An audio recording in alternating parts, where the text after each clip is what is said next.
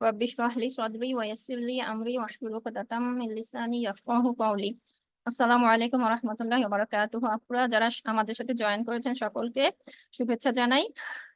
আপনারা যারা অধীর আগ্রহে অপেক্ষা করে আছেন আমাদের আজকের সেশনের জন্য, আপনারা যারা আমাদের নিয়মিত ফলোয়ার তারা অবশ্যই জানেন যে আমাদের পেজটা একটি স্বাস্থ্য বিষয়ক পেজ। আমরা মা ও শিশুদের শারীরিক স্বাস্থ্য পাশাপাশি মানসিক স্বাস্থ্য নিয়েও সচেতনতামূলক কোর্স এবং ওয়েবিনার ইত্যাদি আয়োজন করে থাকি।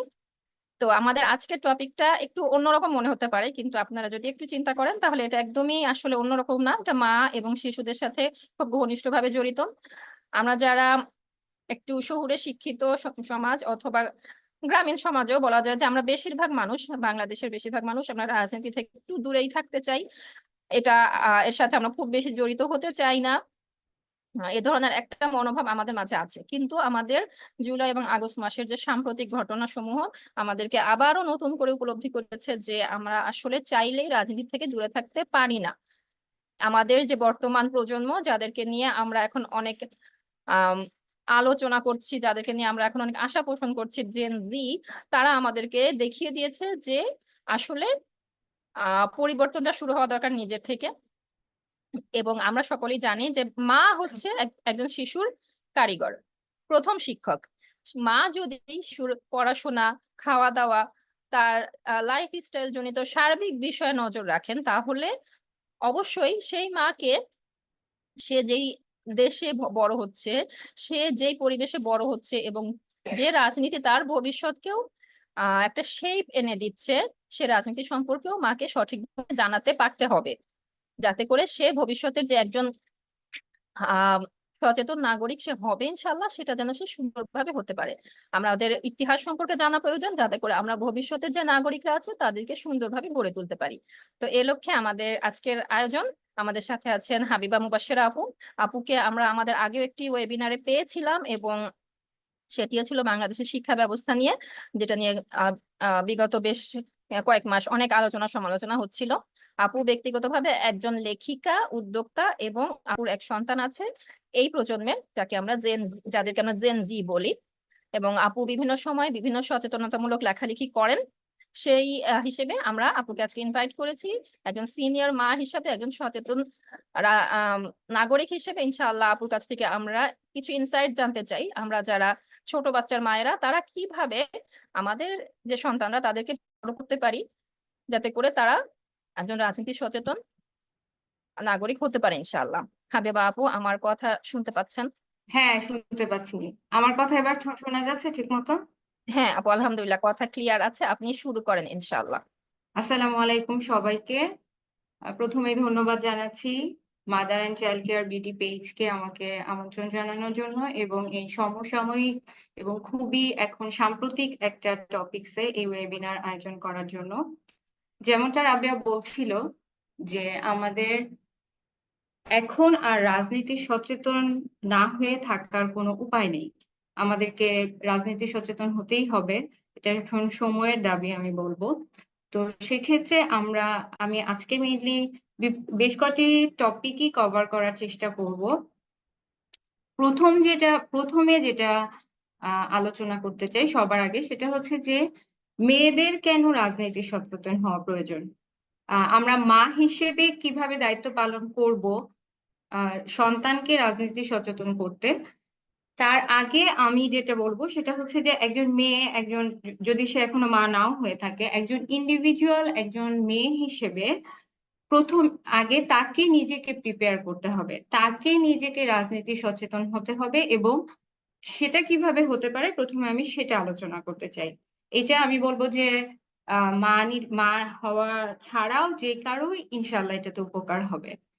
তো প্রথমে আমি যেটা বলবো যে আমাদের মেয়েদের মধ্যে একটা কমন ধারণা থাকে যে মেয়েরা রাজনীতির মতো এত জটিল বিষয় বোঝার দরকার কি, মেয়েরা তো ঘর সংসার করবে, রান্না বান্না করবে, বাচ্চা কাচ্চা পালবে, তাহলেই তো মেয়েদের এটাই মুখ্য দায়িত্ব। তা আমি অবশ্যই স্বীকার করবো না যেটা মেয়েদের মুখ্য দায়িত্ব, কিন্তু একটা জিনিস আমাদের মনে রাখতে হবে যে মহান আল্লাহ তাআলা কিন্তু আমাদের নারী এবং পুরুষ উভয়কেই মেধা এবং বুদ্ধি দিয়ে পাঠিয়েছেন, এবং এজন্যই কিন্তু আমরা আশরাফুল মাখলুকাত, যে আমাদের মেধা আছে, বিবেক বুদ্ধি আছে।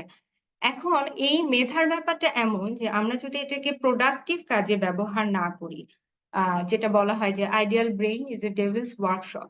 মানে আমি যদি আমার সাংসারিক সমস্ত কাজকর্ম সারার পরেও আমার কিন্তু ব্রেইনটা বা আমার মেধাটা কিন্তু অব্যবহৃত রয়ে যাচ্ছে, তো এটাকে আমি প্রোডাক্টিভ কাজে ব্যবহার না করি, তখন যেটা হবে, এটা কিন্তু যে কোনো কিছুতে ঠিকই ব্যয় হবে।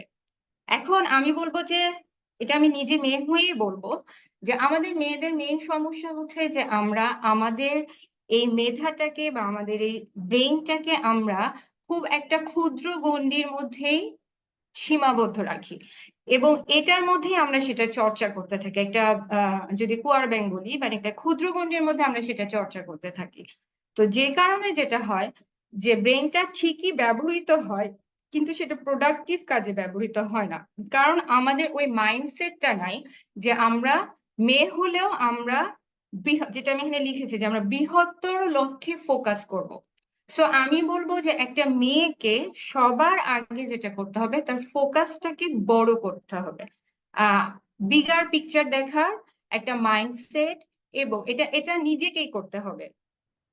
এটা পার্সন টু পার্সন ভ্যারি। আমি যদি দুইটা মেয়ের এক্সাম্পল দিই, যে একটা মেয়ে, সেও সারাদিন ধরেন সকাল থেকে দুপুর পর্যন্ত সে রান্না বান্না করতেছে, ঘর গুছাচ্ছে, সমস্ত কাজকর্ম, সে সুন্দর গৃহস্থালী সব কাজকর্ম করতেছে, তারপরে বিকালবেলা 2 ঘন্টা হয়তো সে একটা অবসর সময় পাচ্ছে। তো এই অবসর সময়টাতে, যে এই সময়টাতে সে হয়তো দেখা যাচ্ছে যে এখন তো আমরা সোশ্যাল মিডিয়াতে বেশি সময় কাটাই, তো দেখা যাচ্ছে যে সে সোশ্যাল মিডিয়াতে ঢুকে তার আত্মীয় স্বজন, বাপের বাড়ি বা শ্বশুর বাড়ি বা ফ্রেন্ড সার্কেল, হ্যাঁ, তো তাদের হচ্ছে কি বলবো, তাদের তাদের স্ক্রল করতেছে, তাদের প্রোফাইল স্ক্রল করতেছে, তারা কোথায় খেতে গেল, কোথায় ঘুরতে গেল, তারপরে হচ্ছে কি রান্না করলো, কি জামা কাপড় পরলো, মানে এইগুলো দেখতেছে, এবং দেখে তার ব্রেনে কিন্তু ইনপুট হিসেবে এই ইনফরমেশন গুলো যাচ্ছে, এবং এই ইনফরমেশন গুলো যে যাচ্ছে, এবং সে যখন দেখা যাচ্ছে এটার আবার আউটপুট বের হচ্ছে, যখন সে আউটপুটটা বিভিন্ন ভাবে আসতেছে, তখন সেই আউটপুটটা ধরন কি হচ্ছে, হচ্ছে যে সে হয়তো এক ধরনের আউটপুট বের হয়, যেটা হচ্ছে যে তার মধ্যে অন্যকে দেখে আমরা যেটা বলি যে মনে হয় যে আহা সে কত সুখে আছে, তার মধ্যে হয়তো ডিপ্রেশন আসে, তার মধ্যে জেলাসি আসে।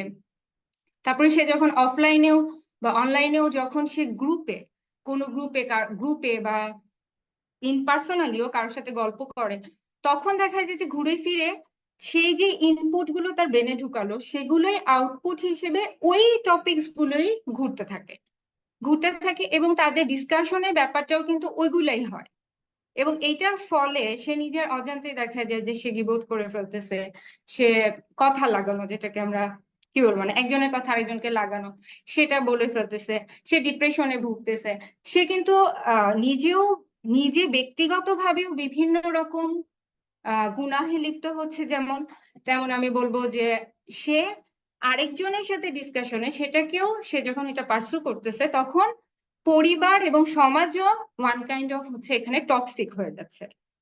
তো এটা আমি টক্সিক হয়ে যাচ্ছে, এবং দেখা যাচ্ছে যে এটা থেকে সে আমাদের একটা খুব কমন কথা আছে যে ফ্যামিলি পলিটিক্স, এবং এই ফ্যামিলি পলিটিক্স গুলোতে কিন্তু সত্যি কথা মেয়েরাই জড়িত থাকে। আপনারা খুব কম ক্ষেত্রে দেখবেন যে পুরুষ মানুষ ফ্যামিলি পলিটিক্সে জড়িত হয়, পুরুষরাই বরং খেলাধুলা, রাজনীতি, আউটার ওয়ার্ল্ড নিয়ে অনেক কিছু নিয়ে ডিসকাস করে, কিন্তু মেয়েরা ওই হাজবেন্ড, শ্বশুর বাড়ি, ফ্রেন্ড সার্কেল, এগুলো নিয়ে যেহেতু তারা ডিসকাস করতে থাকে, এবং ফ্যামিলি পলিটিক্স কে ঠিকই কিন্তু তারা ইনভলভ হয়ে যায়, কিন্তু গ্রেটার যে পলিটিক্স, অ্যাকচুয়ালি যে পলিটিক্স, দেশীয় পলিটিক্স, ইন্টারন্যাশনাল পলিটিক্স, এইটা নিয়ে যে তারা ডিসকাস করবে, এইটা নিয়ে যে তারা জানবে, সেই মাইন্ডসেটটাই প্রথম, আমি বলবো যে সত্যি কথা, ম্যাক্সিমাম মেয়েদের মধ্যে নাই। এবং এটা হ্যাঁ, এটা ঠিক যে মেয়েরা পিতরাতগত ভাবে তারা এই ধরনের মেলি বিষয়গুলো নিয়ে আলোচনা করবে বা এটা একটা ইন্টারেস্ট ফিল করবে, এটা ঠিক, এটা এটা ফিতরাত, আমাদের এটা থেকে বের হতে পারবে না। কিন্তু আমার কথা হচ্ছে যে এটা ফিতরাত ঠিক আছে, কিন্তু আমি যখন ইনপুট গুলো নিব আমার ব্রেনে এবং আউটপুট গুলো দিব ব্রেন থেকে, সেখানে এই মেইলি বিষয়গুলোর পার্সেন্টেজটা কত থাকবে। হ্যাঁ, আমার 100% ইনপুট এবং আউটপুট কি এই মানে এই কয়টা টপিকের মধ্যেই ঘুরবে? যদি তাই হয় তাহলে ওই যে বললাম আমি কখনোই আর বাইরের জিনিস সম্পর্কে আমি জানবো না, আমি আপডেটও হব না, এবং সবচেয়ে যেটা বড় কথা যেটা আমি বলতেছি যে আমার ফোকাসটা কখনো বৃহত্তর হবে না। আপনি যদি পাশাপাশি আরেকজন একই মানে একই মহিলা, মানে পাশের বাসার মহিলাই ধরেন, সেও সারাদিন ঘর সংসারে কাজ করতেছে সকাল থেকে, বিকাল বেলা সে তার ফ্রি টাইমটায় সে হয়তো হচ্ছে প্রোডাক্টিভ কোনো কিছু পড়তেছে, কোনো বই পড়তেছে, বা সোশ্যাল মিডিয়া আসলেও সে হয়তো প্রোডাক্টিভ কোনো লেখা পড়তেছে, সে কোনো ইউটিউবে প্রোডাক্টিভ কোনো ভিডিও দেখতেছে। হ্যাঁ, এবং তখন কিন্তু তার ব্রেনে ইনপুট হিসেবে এই প্রোডাক্টিভ ইনফরমেশন গুলো যাচ্ছে, এবং সে হয়তো বিভিন্ন গ্রুপে সে যখন ডিসকাস করতেছে তখন হয়তো তারা আবার এই বিষয়গুলো নিয়ে ডিসকাস করতেছে। সো তখন কিন্তু আমাকে মানে একজন মেয়ে হিসেবে নিজেকে প্রথমে আমাকে ঠিক করতে হবে, আমার মাইন্ডসেট ঠিক করতে হবে, আমার অ্যাক্টিভিটিস ঠিক করতে হবে, যে আমি আমার ব্রেনে কি ইনপুট দিব, এবং আমি যখন এটা আউটপুট হিসেবে এবং আমি আহ সমমনাদের সাথে আমি হচ্ছে সেটা ডিসকাস করব, সমমনাদের সাথে আমি মিশবো। তাহলে যেটা হবে, এবং এটা হচ্ছে একটা হ্যাবিটের ব্যাপার কিন্তু, এবং এই হ্যাবিটটা এমনই যে এটা আমরা নিজের এমন অজান্তে এমন ভাবে ইনহেরিট করে ফেলি এই হ্যাবিটটা, যে আমরা হয়তো বুঝতেও পারি না যে এবং বুঝতেও পারি না যে আমি যখন একটা জায়গায় যাই, আমার বোন যেমন প্রায় একটা কথা বলে যে আমি হচ্ছে একটা খুব ইম্পর্টেন্ট টপিকে, হয়তো কোরআনের টপিকে আমি হয়তো একটা হালাকা নিতে গেলাম, তো ওখানে যারা গ্যাদারিং হলো, ওখানে যারা হচ্ছে অডিয়েন্স আসলো, তাদের ফার্স্ট মানে ম্যাক্সিমাম ক্ষেত্রে, সব ক্ষেত্রে না, তাদের ক্ষেত্রে ম্যাক্সিমাম ক্ষেত্রে হয়তো তাদের ফার্স্ট টপিক অফ ডিসকাশন থাকলো যে আচ্ছা ও পর্দা করে, মানে ও যে পর্দা করে আসছে পর্দাটা প্রপার হইলো নাকি, ওর বোরখা কালার ঠিক আছে নাকি, ও নিকাব পরে নাকি, বা বোরখাটা কোথেকে, মানে ওই যে মানে এখানে আমরা আমাদের এখানে বৃহত্তর লক্ষ্যটা হচ্ছে আমরা এখানে আসলে জ্ঞান অর্জন করতে আসছি, কিন্তু এসেও আমাদের এমন ভাবে ইনহেরিটেড হয়ে গেছে যে আমরা ক্ষুদ্র বিষয়ে ফোকাস করাটা, যে আমরা ওখানে গিয়েও কিন্তু আগেই আমরা ক্ষুদ্র বিষয়ে ফোকাস করতেছি, এবং এই জিনিসটা দেখা যায় যে যখন মানে গ্রুপে যায়, তখন মানুষ যখন গ্রুপে মিশে, তখন এই জিনিসটা ইন্ডিভিজুয়াল এই ক্যারেক্টারটা তখন খুব ভালোভাবে বোঝা যায় আরেকজনের, যে একজন হয়তো মানে হচ্ছে আহ, অল্প মানে এই ছোটখাটো বিষয়ে ফোকাস করতেছে, আরেকজন হয়তো ঠিকই গ্রেটার পিকচার দেখতে পাচ্ছে, সে হয়তো আমি যেখানে গেলাম বা সেই বাসাটা কেমন, কি খেতে দিল, হ্যাঁ মানে এইগুলাতে তার কোনো মন নাই, সে ওখানে গেল যে আমি কি জানতে গেলাম এবং আমি কতটুকু সেখান থেকে জেনে আসলাম, এবং এই যে ইনপুটটা আমি নিলাম, এই ইনপুটটাকে আমি আবার আমার সার্কেলের মধ্যে, অন্য সার্কেলের মধ্যে আমি আবার সেটাকে কিভাবে দিতে পারি। সো আমি বলতেছি যে দুইটা পাশাপাশি মানুষেরই, মেয়ে মানে মহিলাদেরই জাস্ট আমি বলবো যে মাইন্ডসেটের কারণে, তার ফোকাস পয়েন্ট ঠিক করার কারণে ডিফারেন্স তৈরি হয়ে যায়। সো এই জন্য আমি এই জিনিসটাকে অনেকক্ষণ সময় নিয়ে বললাম, এই কারণে যে আমার কাছে মনে হয় যে যে কোনো বিষয়ে সচেতন হওয়ার জন্য, সেটা রাজনীতি হোক না, প্রোডাক্টিভ হওয়ার জন্য, আমাকে বিগার পিকচার দেখার জন্য, আমাদের মেয়েদের এখন সময় আসছে যে আমাদের মাইন্ডসেটটাকে হচ্ছে ঠিক করা, এবং ফোকাসটা কোন দিকে দিতে হবে সেই দিকে নিজেকে সেভাবে প্রিপেয়ার করা। এটা হচ্ছে আমার ফার্স্ট পয়েন্ট। আর দ্বিতীয় বলবো যে আমরা যদি উম্মাহ হিসেবেও চিন্তা করি, মুসলিম হিসেবেও চিন্তা করি, তাহলে কিন্তু আমাদের অবশ্যই মনে রাখতে হবে যে আমি একজন মা হই বা বউ হই বা মেয়ে হই, মানে এই ব্যক্তিগত এবং পারিবারিক এই দায়িত্বগুলোর বাইরেও অ্যাজ এ খলিফা, একজন মুসলিম উম্মার একজন সদস্য হিসেবে বা আল্লাহর একজন খলিফা হিসেবে আমার কিন্তু মুসলিম উম্মার প্রতি একটা দায়িত্ব আছে। এখন সেই দায়িত্বটাও আমাকে পালন করতে হবে। আমি শুধু রান্না বান্না করলাম, এই করলাম, এটাও ওয়ান কাইন্ড অফ ইবাদত অবশ্যই, কিন্তু আমি বলতেছি যে আমার এইটার জন্য আমি যদি 24 ঘন্টার মধ্যে 1-2 ঘন্টাও যদি আমি এটার জন্য হচ্ছে নিজেকে ডেডিকেট না করি, নিজেকে প্রিপেয়ার না করি, তাহলে আমি বলবো যে তাহলে ওই যে শুরুতে বললাম যে আশরাফুল মাখলুকাত হয়ে আমার কিন্তু কোনো লাভ নাই। সো আমি ফার্স্ট আমার হচ্ছে মেয়েদের প্রতি বা মহিলাদের প্রতি আমার রিকোয়েস্ট হবে যে আমরা নিজেকে যোগ্য করব, সেটার জন্য আমরা আমাদের ফোকাস পয়েন্ট ঠিক করব এবং বিগার পিকচার দেখার একটা হ্যাবিট এটা এখন থেকে শুরু করব। এ পর্যন্ত যেটা বললাম সেটা ক্লিয়ারলি বোঝাতে পেরেছি? আমি তো বুঝতে পেরেছি আলহামদুলিল্লাহ। আপুরা একটু কমেন্টে জানান ইনশাআল্লাহ যে আপুরা হ্যাঁ, আহ তুমি একটু কমেন্টে দেখো। আপু যা বলছেন সেটার সাথে আছেন কিনা ইনশাআল্লাহ। আচ্ছা, আপুরা জানাচ্ছেন, জুমে জানাচ্ছেন তো বুঝতে পেরেছেন আলহামদুলিল্লাহ। আচ্ছা, ঠিক আছে। এখন আমি পরেরটাতে যাই। পরের আমার যেটা বলার উদ্দেশ্য সেটা হচ্ছে যে যেখানে আমি বলতেছি যে ভবিষ্যৎ প্রজন্মকে সচেতন করার জন্য কেন, তার আগে আমি একটু এটা আবার একটু বলে নিই যে এই যে আমরা মানে বিগার পিকচার দেখা শিখবো, আমরা যে প্রোডাক্টিভ হব, সেখানে আমাদের রাজনীতিটা কেন ইনক্লুড হবে? রাজনীতিটা এই কারণে ইনক্লুড হবে যে যেটা আমরা শুরুতেই তুমিও শুরুতে বললা, আমিও শুরুতে বললাম যে এখন আমাদের সেই সুযোগ নাই যে আমরা রাজনীতিকে বাদ দিয়ে আমাদের জীবনকে চিন্তা করব, সেই সুযোগটা নাই।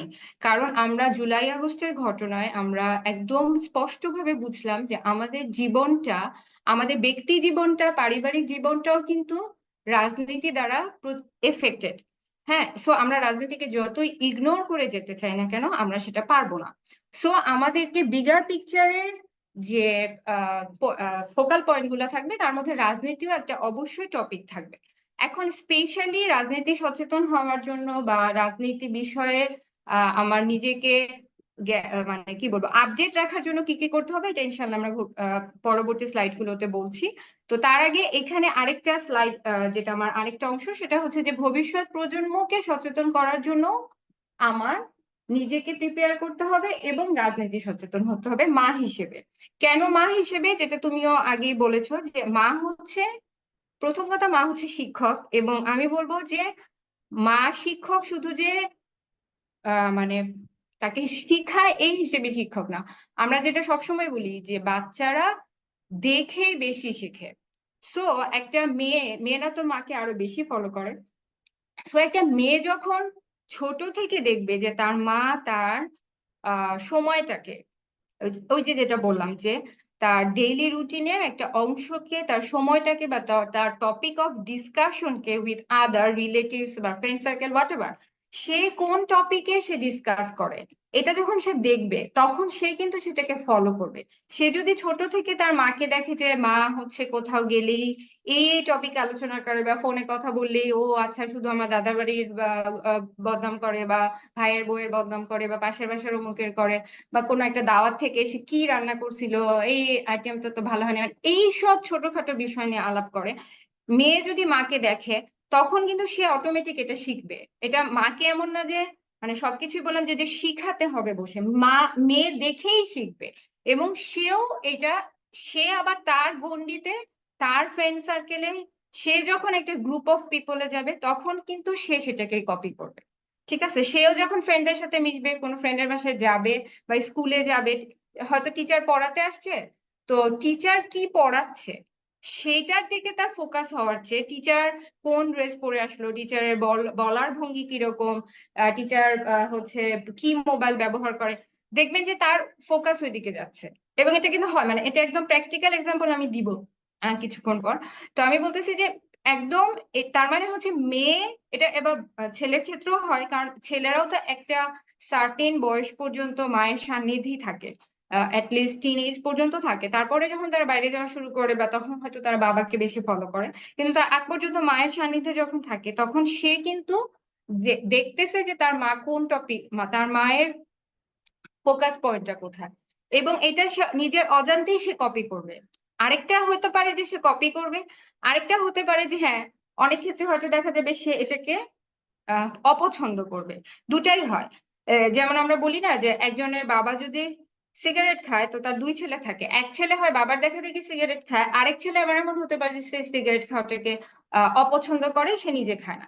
তো সো যে কোনো জিনিসের পজিটিভ নেগেটিভ দুটাই এফেক্ট হতে পারে। সো বাচ্চারা যদি মাকে দেখে যে আমার মা হচ্ছে কোন দিকে ফোকাস দেয়, হ্যাঁ আমার মা তার ব্রেইনটাকে কোন কাজে লাগায়, তাহলে হয় সেই বাচ্চা মাকেই কপি করবে, আর না হলে যেটা হবে আরেকটা হতে পারে সে তার মাকে রেসপেক্ট করবে না। সে তখন ভাববে যে আমার বা একটা বয়স পর্যন্ত হয়তো এটাকে স্বাভাবিকভাবে মেনে নিলেও যখন সে বাইরের জগতের সাথে মিশবে, সে হয়তো তার ফ্রেন্ডের মাদেরকে দেখতেছে, ফ্রেন্ডের বাসায় গিয়ে তার মাকে দেখতেছে, এরকম। সে হয়তো অন্য জায়গায় অন্য মাকে দেখতেছে, এরকম। হ্যাঁ, বা সে তার টিচারকে দেখতেছে, এরকম। তখন তার কিন্তু সে বাসায় এসে দেখতেছে, সে হয়তো একটা ফ্রেন্ডের বাসায় গেল, গিয়ে দেখলো যে বা তার মা তো হচ্ছে অনেক মানে আপডেট, মানে আমি আপডেট বলতে জ্ঞানের দিক দিয়ে বলতেছি, জ্ঞানের দিক দিয়ে অনেক আপডেট, অনেক কিছু জানে, অনেক কিছু আমাদের সাথে তো সে অনেক গল্প করতে পারে, অনেক ডিসকাস করতে পারে আমাদের মতোই।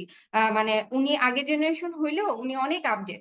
সে যখন দেখতেছে তার ফ্রেন্ডের মা এরকম, কিন্তু সে যখন বাসায় ফিরলো, বাসায় ফিরে সে হয়তো দেখতেছে যে তার মা ফোনে তার খালার সাথে বা তার অমুকের সাথে বসে সে আহ বদনাম করতেছে, মানে আহ ভাইয়ের বউয়ের বদনাম করতেছে বা অমুকের বদনাম করতেছে। তখন কিন্তু তার রেসপেক্টটা থাকবে না তার মায়ের প্রতি, তার মাকে তখন তার কাছে ব্যাকডেটেড মনে হবে। যে জিনিসটা আমি বলবো যে প্যারেন্টিং এর একটা অন্যতম ট্রিক্স হচ্ছে যে আমাকে আমার সন্তানের কাছে সবসময় আপডেটেড থাকতে হবে, এবং সে আমাকে রেসপেক্ট করবে। রেসপেক্ট সে ভিতর থেকে করবে। একটা একটা জিনিস থাকে যে মা বাবা বা মুরব্বিদেরকে বা শিক্ষকদেরকে আমরা কি বলি, যে তারা বড় বলে তাদেরকে আমরা শ্রদ্ধা করব। তো সেই শ্রদ্ধাটা থাকে যে আমরা বয়সে বড় বলে করব বা সম্পর্কে বড় বলে করব। হ্যাঁ, এটা হচ্ছে একটা আমরা চাপায় দেওয়া বা কিছুটা, কিন্তু মন থেকে যে আমি রেসপেক্ট করব, যে একটা টিচারকে আমি রেসপেক্ট করব, আমি একটা আমার একটা প্রতিবেশীকে, আমি হয়তো মসজিদে নামাজ পড়তে চাই, অমুক তালার আঙ্কেল আসে, তার কিছু অ্যাক্টিভিটিস আমি তাকে মন থেকে রেসপেক্ট করি। হ্যাঁ, তো এই জিনিসটা কিন্তু মা বাবাকেও করতে হবে, এবং এই জন্য মা বাবাকে আমি যেটা বলছি, মা বাবাকে আইডল হতে হবে সন্তানের কাছে, যে সে যেন তাকে রেসপেক্ট করে তার চরিত্রের জন্য, তার অ্যাটিটিউডের জন্য, তার ফোকাস পয়েন্টের জন্য।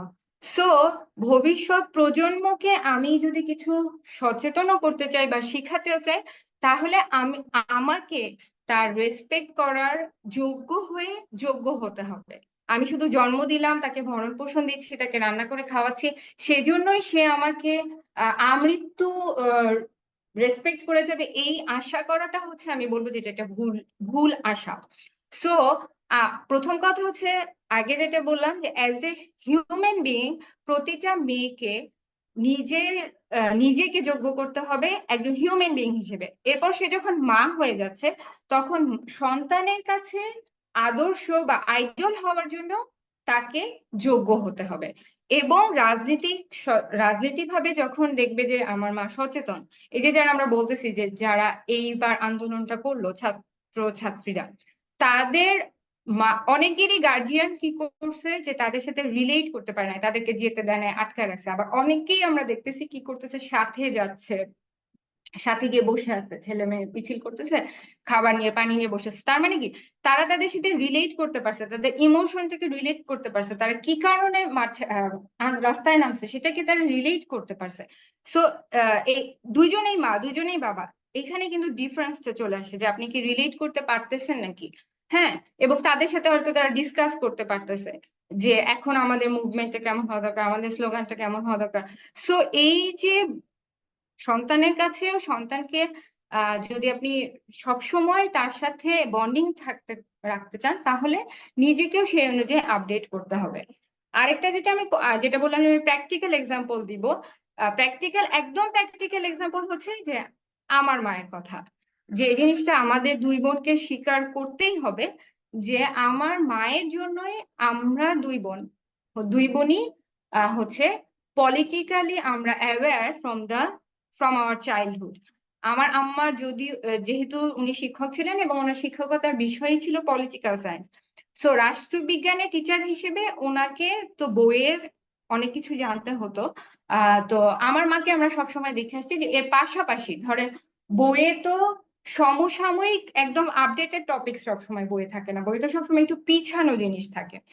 কিন্তু আম্মা যখন লেকচার দেওয়ার জন্য কলেজে নিজেকে প্রিপেয়ার করতো, তখন সেটাতে আপডেট থাকার জন্য আম্মাকে আমরা ছোটবেলা থেকে দেখে আসছি যে যে টিভিতে টক শো দেখতে। হ্যাঁ, টিভিতে টক শো দেখতো, এবং টক শো দেখার একটা উপকারিতা যেটা ছিল, টক শোতে কি হয় যে ধরেন আওয়ামী লীগের একজনকে আনলো, বিএনপির একজনকে আনলো, কোনো একটা টপিকসে দুইজনেই কাউন্টার অ্যাটাক দিচ্ছে, দুইজনের মতামতটা জানতে পারলো, এবং দুই দিকের মতামতটা জানার, একটা বায়াসড না হয়ে যাওয়ার হ্যাঁ, তো সেইটার জন্যই এবং ট্রু পিকচারটা জানার জন্য, নিজের অ্যানালাইজিং পাওয়ারটা বাড়ানোর জন্য, তো আম্মাকে, এবং সেটা আবার স্টুডেন্টদের কাছে ডেলিভারি করার জন্য। হ্যাঁ, আম্মাকে সবসময় দেখতাম যে মানে আমরা আমাদের মাকে ওই আমাদের তো ডিশের লাইন তো ছিলই না অনেক বছর, আমরা ইন্ডিয়ান নায়ক নায়িকাদের চিনতামই না, বা মানে তখন তো বিটিভি ছিল, বাকিদের চ্যানেল দেখতে হলে তো ডিশের লাইন যে লাগবে, আমরা জানতাম। আমরা বিটিভিতে যেসব বিনোদনমূলক অনুষ্ঠান হতো, সেটা আমাদের একটা পারিবারিক টাইম ছিল রাত্রেবেলা, যে 8টার খবরের পরে আমরা ভাত খেতে খেতে নাটক দেখতাম বা ম্যাগাজিন অনুষ্ঠান, সেটা আমরা একসাথে সবাই দেখতাম। কিন্তু আম্মা এক্সট্রা টাইমে 10টার খবরের পরে বা এক্সট্রা সময়ে তাকে আমরা দেখতাম টক শো দেখতে, এবং পলিটিক্যাল টক শো দেখতে, এবং আমার মামার সাথে, মামাদের সাথে পলিটিক্যাল বিষয় ডিসকাস করতে। হ্যাঁ, এবং এইটা আমরা দেখে হয়তো আমরা আমরা বুঝতাম না যে, আমরা তো তখন অত কিছু বুঝতাম না, কিন্তু আমরা চিনতাম। আমরা কখন কি দেশে ঘটতেছে সেটা আমরা চিনতাম, এবং এটা আমি বলতেছি যে, এবং আমার আব্বা যেহেতু আবার বাংলাদেশ বেতারে চাকরি করতেন, তো মিডিয়ার লোকজনদেরকে তো তারা তো আরো ইনসাইড ইনফরমেশন জানে দেশে কখন কি ঘটতেছে। মানে আব্বাই এসে হয়তো বলতেছে যে মানে রেডিওতে তারা তখন তো বাংলাদেশ বেতার, বাংলাদেশ টেলিভিশন দুইটাই চ্যানেল, তো রেডিওতে তারা এইটুকু বলতে পারলো নিউজে, কিন্তু বিহাইন্ড দা সিনে আসলে এই এত ঘটে যাচ্ছে। যেমন স্বৈরাচার বিরোধী আন্দোলনের সময় 90-এর সময় আমার মনে আছে, তখন কারফিউ চলতো, তা আব্বা আইডি কার্ড ঝুলায় কারফিউ এর মধ্যে অফিসে যেত, এসে যেহেতু তারা মিডিয়ার সাথে অনেক ইনফরমেশন জানতো, তো বাসায় এসে আলোচনা করতো। এবং আমরা যে জিনিসগুলো মানে ফ্রম ভেরি চাইল্ডহুড আমরা আব্বা এবং আম্মাকে অন্যান্য যেটা বললাম যে কারো গীবত করা বা হচ্ছে নাটক সিনেমা নিয়ে আলোচনা করা, এইগুলার চেয়ে আমরা দেখতাম যে তারা পলিটিক্যাল আলাপ করতো, এবং আমরা সেটা বুঝি না বুঝি আমরা ছোটবেলা থেকে এটা শুনতাম, শুনতে শুনতে অনেক নাম আমাদের মাথার মধ্যে ছোটবেলাতেই গেঁথে গেছে। হ্যাঁ, গেঁথে গেছে। এবং আমি বলবো যে সবচেয়ে যেটা উপকার হয়েছে, যেটা হচ্ছে যে আমরা এখন ইতিহাস জানতে গেলে বা পড়তে গেলে আমরা অনেক কিছু তখন ছোটবেলায় শোনা ওই ঝাপসা জিনিসগুলোকে আমরা মিলাতে পারি বা ডট মিলাতে পারি। ও আচ্ছা, আচ্ছা, আচ্ছা, আব্বা আমার কাছে তো শুনছিলাম তারা তো এই যে কর্নেল তাহের, তারপরে হচ্ছে মানে খন্দকার মোশতাক, তারপরে হচ্ছে খালেদ মোশাররফ, মানে এই সব নামগুলো আমরা ছোটবেলায় আব্বা আম্মা ডিসকাশন থেকে শুনে আসছি। এবং এটার এফেক্টটা দেখেন, এটার এফেক্টটা হচ্ছে যে মানে আমার বোন তো পলিটিক্যাল, মানে ও মেয়ে হলেও ও পলিটিক্যাল বিষয় বা ক্রিটিক্যাল বিষয়েই লেখালেখি করে। হ্যাঁ, এবং মানে আমি বলবো যে আমার ওই ধারাবাহিকতাটা ও বেশি মেনটেন করে গেছে যে লেখালেখির ক্ষেত্রে। ও তো প্যালেস্টাইন শিকড়ের সন্ধানে বইটার মধ্যেও তো অনেক কিছু পলিটিক্যাল ইনকর্পোরেট করছে ও। তারপরে ইসরায়েল প্যালেস্টাইন এইটা যখন শুরু হলো গত বছর, তখন ও ওয়েবিনার নিচ্ছে, সিরিজ লিখতেছে। হ্যাঁ, তো এই যে জিনিসগুলো, যেটা হচ্ছে যে এটা কিন্তু, এই যে বললাম যে মা কিভাবে সন্তানদেরকে, এখন তো আমার মায়ের বয়স হয়ে গেছে, এখনো সে টক শো দেখে, এখনো আমরা যখন ফোনে ডিসকাস করি, আহ মানে আমাদের দুই বোনেরও ডিসকাসের টপিকে মেজরিটি ওই যে বললাম যে আমরা কতটুকু পোর্শন করব, এমন না যে আমরা দুই বোন যখন কথা বলি তখন নিজেদের ঘর সংসার, নিজেদের শ্বশুর বাড়ি, নিজেদের বাচ্চা কাচ্চা এইসব নিয়ে আলোচনা করি না, অবশ্যই করি, করি, কিন্তু পার্সেন্টেজ কতটুকু থাকে, এইটাই শুধু ফুল অফ 100% না, বরং আমাদের এটা মনে হয় 10% বা 20% থাকে। বাকি বাকি 80%ই থাকে যে আমরা দেশ নিয়ে, রাজনীতি নিয়ে, এখন যেমন রাজনীতি নিয়ে বা অন্যান্য সময় আমরা বিগার পিকচার নিয়ে আমরা ডিসকাস করতেছি। হ্যাঁ, দুই বোনের ফোনে ডিসকাস করতেছি, এবং দেখা যাচ্ছে 1-2 ঘন্টা চলে গেছে যে আমরা এটা নিয়ে ডিসকাস করতেছি। এবং এখনো আমার আম্মার তো এখন অনেক বয়স, মানে 60 আপ, এখনো আম্মা টক শো দেখতেছে, এখনো আম্মার সাথেও পলিটিক্যাল ডিসকাশন করতেছি। হ্যাঁ, পলিটিক্যাল আপডেট জানাচ্ছি, আম্মা জানতেছে, আমাদেরকে জানাচ্ছে। সো এই যে কালচারটার মধ্যে আমরা বড় হয়ে আসছি দেখে আলহামদুলিল্লাহ, যে আমার বোনের কথা যেটা বললাম যে ও তো এটা লিগ্যাসিটি বজায় রাখছে। আর আমি যেমন আমার আমার লেখালেখির ম্যাক্সিমাম টপিকই তো থাকে প্যারেন্টিং রিলেটেড বা লাইফস্টাইল রিলেটেড, আমি এগুলো নিয়ে লেখালেখি করতে স্বাচ্ছন্দ্য বোধ করতাম। কিন্তু গত জুলাই আগস্টের ঘটনার সময়, বিশেষ করে কোটা আন্দোলন যখন শুরু হলো, তখন থেকেই যখন এটা সিরিয়াসের দিকে দিল, তো আমাকে যারা আমার প্রোফাইল যারা ফলো করেন তারা হয়তো দেখবেন যে আমি কিন্তু রেগুলার তখন পলিটিক্যাল এই বিষয়গুলো নিয়ে লেখা শুরু করলাম। হ্যাঁ, বেশ কিছু সিরিজ লেখা শুরু করলাম। ইয়ে কি বল, আত্মসমালোচনা সিরিজ লিখলাম, চিন্তাশীল হই সিরিজ লিখলাম, তারপরে কুরআন ও সুন্নাহর আলোকে এই মানে আন্দোলনটার বিভিন্ন ঘটনাকে কিভাবে রিলেট করা যায়, এই সিরিজটা এখনো আমার ইনশাল্লাহ সামনে আরো পর্ব আসবে। তো এগুলো নিয়ে আমি লেখালেখি শুরু করলাম এবং আমি দেখলাম যে আলহামদুলিল্লাহ, যদিও আমি এইসব টপিক নিয়ে অনেকদিন লিখি, মানে আমি এগুলো আমার লেখালেখি সাবজেক্ট ছিল না, কিন্তু ওই যে বললাম যে সচেতনতাটা, যে অ্যানালাইসিস করার ক্ষমতাটা, যে জিনিসটা আলহামদুলিল্লাহ ফ্যামিলিকে দেখে আমি শিখে আসছি, সেইটার কারণে আমার পক্ষে সহজ হচ্ছে যে আমি এই টপিক গুলো নিয়ে আমি লিখতে পারতেছি। সো তাহলে আমি নিশ্চয়ই নিজের এক্সাম্পল দিয়ে বুঝাতে পারলাম যে আপনি মা হিসেবে পরবর্তী প্রজন্মকে, মানে আমার মায়ের পরবর্তী প্রজন্মটা আমরা সচেতন নাগরিক করার জন্য আপনি অ্যাজ এ মাদার কিভাবে রোলটা প্লে করতে পারেন, যে তাকে দেখে শিখবে এবং এটা একটা ফ্যামিলি কালচার যখন হয়ে যাবে তখন সে অটোমেটিক এটাকে ধারণ করবে নিজের মধ্যে। এবং একটা জিনিস, মানুষ যখন কোনো কিছুকে ধারণ করে ভিতরে, সবসময় যে সেটার প্রকাশটা সবসময় করতে হয় তা না, কিন্তু যখন সময় আসে তখন সে তার ভিতরে ধারণ করা জিনিসটাকে সুন্দরভাবে প্রকাশ করতে পারে রাইট ডিরেকশনে। এটা বলবো যে আমি আমি নিজেকে দিয়ে বুঝলাম যে আমি রাইট ডিরেকশনে প্রকাশ করতে পারতেছি বা আমি থিঙ্ক করতে পারতেছি। এই যে যেহেতু আমাদের মানে আমার আপব্রিঙ্গিং এর মধ্যে আমাদের এই জিনিসটা ছিল, সেই কারণে আমরা এটা এখন এসে সেটা প্রকাশটা আমি ঘটাতে পারতেছি। হ্যাঁ। সো প্রথম স্লাইডের মানে বিষয়বস্তু যেটা আমি লিখলাম সেটা কি ক্লিয়ার এখন পর্যন্ত? তাহলে আমি পরেরটায় যাই। রাবেয়া যদি কিছু বলো। জি আপু, আলহামদুলিল্লাহ, আমি তো বুঝতে পেরেছি। আসলে আমরা অনেকেই আহ যেটা রাইট ডিরেকশনের কথা বললেন আপনি, পারিবারিক ভাবে হয়তো বা আমাদের আগের জেনারেশন যারা হয়তো শহুরে শিক্ষিত বাবা মায়েরা অনেক সময় রাজনীতির সাথে খুব একটা জড়িত থাকতে চাইতেন না, বা রাজনৈতিক আলাপ নিয়ে অনেক সময় খুব গঠনমূলক ভাবে আলাপ করেন না, হয়তোবা সমালোচনাটাই আমরা বেশি শুনি। আবার কেউ কেউ যদি কোনো রাজনৈতিক দলকে বিশেষভাবে সাপোর্ট করে থাকে তাহলে শুধু তাদের একপাক্ষিক আলোচনাটাই শুনি। কিন্তু উভয় পক্ষের আলোচনা শুনে একটা নির্দলীয় অবস্থান থেকে যেই ডিসকাশন, সেটা শোনার মতো সুযোগ আসলে আমাদের অনেকেরই হয় না। তো এক্ষেত্রে আমার মনে হয় যে আপনার কথাগুলো আসলে খুব সুন্দর, যে আমাদের একটা নিরপেক্ষ পজিশন থেকে আলোচনাগুলো আহ আমাদের নেক্সট জেনারেশনের জন্য করা প্রয়োজন ইনশাআল্লাহ।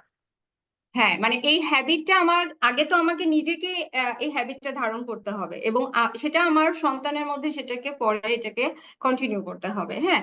এবং আমি যে এবং আমি সেদিনও আমার বোনের সাথে ডিসকাস করতেছিলাম, আমি আর করতেছিলাম যে অনলাইনে আমাদের দুইজনেরই কমন যেসব ফ্রেন্ড আছে, তো আমি এখন এখানে নাম মেনশন করব না, কিন্তু আমি ওর সাথে নাম মেনশন করে দুই তিনজনের কথা বলতেছিলাম যে দেখলি, আমি ওকে বলতেছি যে দেখ এই নামগুলা হচ্ছে এই নামগুলা বলে আমি ওকে বলতেছি যে একমাত্র ওদেরকেই দেখলাম যে এই ক্রিটিক্যাল সিচুয়েশনে কোন বিষয়ে ফোকাস করতে হবে। শুধু আন্দোলনের সময় না, আন্দোলন পরবর্তী 5ই আগস্টের পরে যে আরো এত এত ঘটনা ঘটলো, আমরা তো বেশ 1 মাস ধরে অনেক আপস এন্ড ডাউনস ঘটনার মধ্যে দিয়ে যাচ্ছি।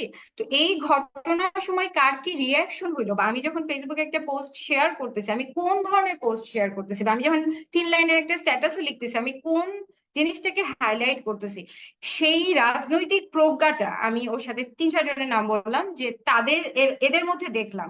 এবং আমি ওকে বললাম যে আমি আমার বোনকে বলতেছি, এবং মজার ব্যাপার খেয়াল করে দেখ যে এরা পলিটিক্যাল ব্যাকগ্রাউন্ড ফ্যামিলি থেকে আসছে।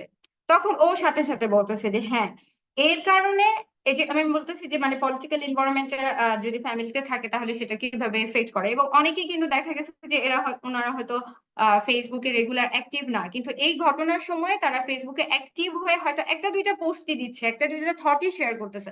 বাট সেটা আমার কাছে মনে হচ্ছে দে আর ইন দ্য রাইট ট্র্যাক। আমার এই সময় এই বিষয়ে ফোকাস করাটা উচিত। তো আমি যে কয়জনের দেখছি দে আর ইন দ্য রাইট ট্র্যাক, এবং সত্যি কথা আমি আমার বোন দেখলাম যে তারা from the political family background থেকে আসা। সো এই জিনিসটা ফ্যামিলিতে আমরা যদি এখন থেকেই ভবিষ্যৎ মা বা ছোট বাচ্চার মা যারা আছি তারা যদি নিজেরা নিজেদেরকে প্রিপেয়ার করি, বাসায় এই কালচার রাখি, সন্তানদেরকে করি, তাহলে ওদের মধ্যেও এই জিনিসটা গড়ে উঠবে। এবং আসলে তুমি যে জিনিসটা বললা সেটা হচ্ছে যে রাজনৈতিক ভাবে এটা ঠিক মানে এটা ঠিক যে আমাদের আগের জেনারেশন কিন্তু মোটা দাগে 2টা বা 3টা রাজনৈতিক দলকেই সাপোর্ট করছে, হয় মানে একটা অংশ বিএনপি কে, একটা অংশ আওয়ামী লীগকে, একটা অংশ মানে খুব কিছু কম অংশ হয়তো জামাতকে করছে। তো দেখা গেছে যে তারা ম্যাক্সিমাম ফ্যামিলিতে কালচার থাকে যে তারা যে যে দলের সাপোর্টার তারা সেই দলের কথা বলছে, কিন্তু আমাদের ক্ষেত্রে ওই যে বললাম আমার মা টিচার ছিল বলে, যেহেতু সে লেকচার দেওয়ার জন্য, তার নিজের কনসেপ্ট ক্লিয়ার হওয়ার জন্য সে সবসময় টক শোতে বিভিন্ন আলোচনা শুনতো, আব্বা মিডিয়ায় ছিল বলে সে অনেক ইনসাইড ইনফরমেশন জানতো, যে কারণে আমরা একদম ফ্রম দ্য একদম, আমি এই যে এখানে আমি যে ঘটনাগুলোর কথা লিখছি যে আমাদের দেশে কোন কোন রাজনৈতিক ঘটনাগুলো সবার জানা প্রয়োজন, হ্যাঁ, তার মধ্যে মুক্তিযুদ্ধ পরবর্তী সঠিক রাজনৈতিক ইতিহাস, যে 72 থেকে 2008 পর্যন্ত যে আমাদের যে আপস অ্যান্ড ডাউনস গুলো হয়েছে, যে শেখ মুজিবের হত্যার পরে জিয়া ক্ষমতায় আসলো, জিয়া ক্ষমতায় আসার পরে আবার এরশাদ ক্ষমতায় আসলো, এরশাদ ক্ষমতায় আসার পরে আবার কি মানে মাঝে মাঝে আবার কখন কখন আর্মি পাওয়ার নিল, তারপরে 5 বছর খালেদা জিয়া থাকলো, 5 বছর হাসিনা থাকলো, আবার আর্মি আসলো। হ্যাঁ, এই যে জিনিসগুলো, এবং ওই যে যেটা আমি বললাম যে আমরা কিন্তু ইতিহাস কিন্তু বলা হয় যে বিজয়ীরাই লেখে, এবং সেটাই পাঠ্যপুস্তকে সেটাই পড়ানো হয়, কিন্তু আমরা ফ্রম দ্য ভেরি বিগিনিং, আমি বলবো যে উই আর সো ব্লেসড যে আমরা ছোটবেলা থেকে শুনে আসছি যে বুদ্ধিজীবী হত্যাকাণ্ডটা আমরা যেভাবে জানি পোর্ট্রে করা হয় সেভাবে সেটার কারণ ছিল না। যেটা আমি আমার রিসেন্ট একটা লেখায় সিরিজে আমি প্রথমেই বলছি যে আহ বিজয়ের আগ মুহূর্তে, 16 ডিসেম্বরের আগ মুহূর্তে 14ই ডিসেম্বরে কেন দেশের মানে সেরা বুদ্ধিজীবীদেরকে বাছাই করে হত্যা করে ফেলা হলো, যেন দেশটা স্বাধীন হলেও দাঁড়াতে না পারে। এবং এটার পিছনে, এখন তো আমরা স্বাধীন, আমি বলি যে এখন এটার পিছনে আমরা ছোটবেলা থেকে শুনে আসছি যে যেটা বলা হয় সেটা না, অন্য কারো হাত ছিল। হ্যাঁ, এই থটটা কিন্তু আমরা ফ্রম দ্য ভেরি বিগিনিং পড়ে আসছি এবং আমরা শুনে আসছি, এবং আমরা যখন বড় হয়ে যখন বইয়ে পড়তেছি যে হচ্ছে এটা রাজাকার আল বদররা ধরে ধরে নিয়ে গেছে, আমরা কিন্তু মানে বইয়ে পড়তেছি ঠিকই, কিন্তু ব্যাক ইন দা মাইন্ড আমাদের কাজ করতেছে যে এটাই ট্রু পিকচার না। এবং এই হ্যাবিটটা কি হয় যে আমাদেরকে ফ্রম দ্য মানে আমরা বুদ্ধি হওয়ার পর থেকে আমরা যখন পেপারেও কোনো একটা কিছু পড়ি, আমাদের মাথার সাথে সাথে ব্যাক ইন দা মাইন্ড কাজ করতেছে যে এটাই মেবি রিয়েল পিকচার না, maybe there is another side of the story. তো সেজন্য আমি বলতেছি এই মানে এই ইয়েটা, থিঙ্কিং পাওয়ারটা, এটা ফ্যামিলি থেকে আমাদেরকে অবশ্যই সন্তানদের মধ্যে গ্রো করায় দিতে হবে। এবং যেহেতু তারা আরো বড় হবে, আরো ফিতনার সময় আসবে, যেটা আমি সব লেখায় সব সময় আমি বলি, তারা ক্রমাগত দাজ্জালের ফিতনার সময় আসবে, এবং দাজ্জালের ফিতনা কি, ওয়ান আইড, সে যেটা দেখাবে সেটাই সত্য বলে মনে হবে, ইলিউশন হবে যে হ্যাঁ এটাই মেবি সত্য, বাট এটা সত্য না। এই যে এটা সত্য কিনা, এটা আগে তো আমার মাথায় আসতে হবে যে মেবি এটা সত্য না, তারপরে আমাকে এটা তাহলে আরেক সাইডে কি আছে, মুদ্রার অপর পিঠে কি আছে, এটা জানার চেষ্টা আমি করব। আমি যদি ধরেই নিই যে এটা সত্য, আমি তো অপর সাইড জানার চেষ্টাই করব না। সো আমাদেরকে এখন থেকে সচেতন হতে হবে, যারা নতুন মা বা ভবিষ্যৎ প্রজন্ম যাদের এখনো নাই, মানে বড় হচ্ছে, সামনে আসতেছে, নিজেকে এটা প্র্যাকটিস করতে হবে। আমি বারবার বলতেছি এটা একটা হ্যাবিট, এটা একটা প্র্যাকটিস, এটা একদিনে হয় না, এটা চর্চার জন্য নিজেকে সেভাবে তৈরি করতে হয়। সো নিজেকে করতে হবে, এবং সন্তানের মধ্যে ফ্রম দ্য ভেরি বিগিনিং তাকে যে কোনো ঘটনার, শুধু যে পলিটিক্যাল তা না, যে কোনো ঘটনার other side of the story হচ্ছে জানার, তার মধ্যে কিউরিসিটি বিল্ড আপ করাটা, এইটা একটা মা হিসেবে একটা বিরাট দায়িত্ব, যে তুমি যেটা শুনতেছো সেটাই শুধু না, এটার পিছনেও মেবি যেটা ওইটাই হয়তো দেখা যাবে যে সে হয়তো অনেক কিছু মানে এক্সপ্লোর করে দেখলো যে এটাই সত্য, হ্যাঁ করুক, কিন্তু সেই যে এক্সপ্লোর করলো, এই তার কিউরিসিটিটা, এই হ্যাবিটটা তার মধ্যে গ্রো করতে হবে। তো যাই হোক, এইটাতে আমি অনেকক্ষণ ফোকাস করলাম, কারণ এই এই জিনিসগুলো মানে মাইন্ডসেট করা, হ্যাবিট গ্রো করা, সেটা আবার সন্তানদের মধ্যে পার্সু করা, এই জিনিসগুলো একদিনে যেহেতু হয় না, সো এইগুলোতে আমাদের মাদের এখন থেকে, বা মা এখনো যারা বিয়েই হয় না আমি বলবো তাদেরও এখন থেকে সচেতন হতে হবে। তো এখানে আমি বাংলাদেশের কোন কোন রাজনৈতিক ঘটনা জানা দরকার এটা আমি এখানে দিয়েছি। এটা অলরেডি সবাই ফেসবুকের মানে সবাই তো জানেনি যে এখন যেটা আমি বলছি যে 72 পরবর্তী ইতিহাসও আমরা শুধু যেটা জানি, বিশেষ করে আমাদের আমার মেয়ের কথা যদি বলি, ও যেমন ক্লাস 8-এ পড়ে, ও তো জন্মানোর পর থেকে ও একটা সরকারকেই ক্ষমতায় দেখে আসতেছে, বাংলাদেশে যে আদার পলিটিক্যাল পার্টি এক্সিস্ট করে এটাই ও জানতো না, বা ওর অনেক ফ্রেন্ডরা জানেই না। হ্যাঁ, কারণ ওরা জন্মের পর থেকে একই দলকে দেখে আসতেছে, এরাই ক্ষমতায় আসে, এরাই সবকিছু করে। কিন্তু এই জিনিসগুলো সবার জানতে হবে যে বাংলাদেশের ক্ষমতার স্বাধীনতার পর থেকে পট পরিবর্তনগুলো আমাদের জানতে হবে। এবং তাহলে কি হয় যে একটা জাতির নেচারটা বোঝা যায়। যে আপনি দেখবেন যে সাবকন্টিনেন্টের মধ্যেই কিন্তু আর্মি, বিশেষ করে পাকিস্তান এবং বাংলাদেশের মধ্যে আর্মি পাওয়ারে চলে আসা একটা কমন ঘটনা, যে সিনারিওটা কিন্তু বিদেশে, মানে অন্যান্য বিদেশের দেশগুলো, মানে বিদেশ বলতে আমি বলতেছি ইউরোপ আমেরিকা দেশগুলোতে কিন্তু খুব কম হয়, যে আমরা খুব কম দেখি যে সামরিক শাসন এসে পড়ছে। তো এইটা একটা নেচার, প্রত্যেকটা জাতির ইতিহাসটা জানলে তার নেচারটা বোঝা যায়। আমরা ডাক্তার যখন ট্রিটমেন্ট করে তখন কি করে, যে একটা রোগীর পাস্ট হিস্ট্রিও দেখতে থাকে। তোমাদের প্রেগনেন্সির সময়ও কিন্তু কি হয় যে তার পাস্ট হিস্ট্রি, তুমি হঠাৎ করে 7-8 মাসে এসে একটা প্রবলেম অ্যারাইজ করলে তুমি তার আগে মেডিসিন দেওয়ার আগে তুমি তার পাস্ট হিস্ট্রিটা দেখবা, যে তার নেচার অফ প্রেগনেন্সিটা কি, বা তার ফার্স্ট টাইম প্রেগনেন্সিটাতে কি ছিল, যদিও হয়তো মিলবে না, একটা নেচার বোঝা যায়। সেরকম আমরা যখন একটা জাতির ইতিহাসটা পড়বো তখন কিন্তু আমরা সেই জাতির ক্ষমতাশীল এবং সাধারণ মানুষ উভয়ের নেচারটা বুঝতে পারবো। সো আমাদেরকে এখন জরুরি হয়ে গেছে যে 71-এর পর থেকে এই হাসিনা সরকার ক্ষমতায় আসার আগ পর্যন্ত যে রাজনৈতিক আপস এন্ড ডাউনস গুলো ছিল সেটা জানা, এবং এরপরে যখন হাসিনা সরকার ক্ষমতায় টানা থাকলো তখন যে ইম্পর্টেন্ট ইভেন্ট গুলো, যেটা আমি এখানে লিখলাম, বিডিআর বিদ্রোহ, তারপর যুদ্ধ অপরাধীদের বিচার, শাপলা চত্বরের ঘটনা, এখন তো আয়না ঘরের ঘটনা বের হচ্ছে, এই জিনিসগুলো আমাদের অবশ্যই অবশ্যই এখন জানতে হবে। এবং ওই যে বলছি, যখন আমি জানবো তখনই তো আমার পরবর্তী প্রজন্মকে জানানোর প্রশ্ন আসতেছে। সো এখন হচ্ছে যেহেতু এগুলো এখন ওপেন, এগুলো আমার জানতে হবে।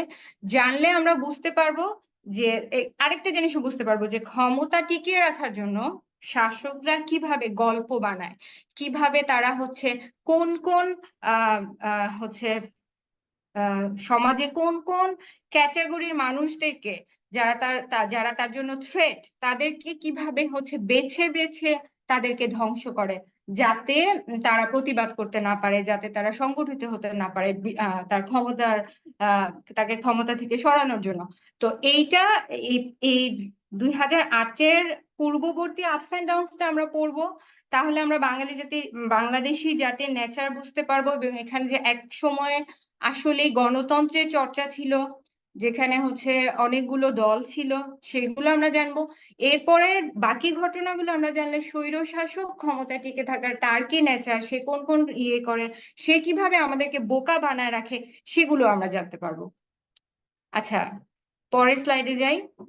পরের স্লাইডে এখানে আমি বেশ কিছু হিস্ট্রি জানার জন্য বইয়ের লিস্ট দিয়েছি। এই লিস্টগুলো এখন ফেসবুকেও পাবেন, খুবই কমন। তো এই এই লিস্ট দেখে আপনারা যে যার পছন্দ মতো বই সিলেক্ট করে পড়তে পারেন। এগুলোর পিডিএফও পাওয়া যায় কিছু কিছু বইয়ের, সেটার লিংক রাবেয়া পরে কমেন্টে দিতে পারে। এ পর্যন্ত ক্লিয়ার? আমি কি নেক্সট টপিকে যাব? রাবেয়া যদি বলতাম। যে আপুরা শুনছেন, আপুরা একটু জানাবেন ইনশাআল্লাহ যে হাবিবা আপুর কথার সাথে আপনারা এই পর্যন্ত আছেন কিনা, বা এর মাঝে আপনাদের আর কিছু বলার বা জানার আছে কিনা। জুমে একজন আপু বলছেন যে হ্যাঁ আলহামদুলিল্লাহ আছেন।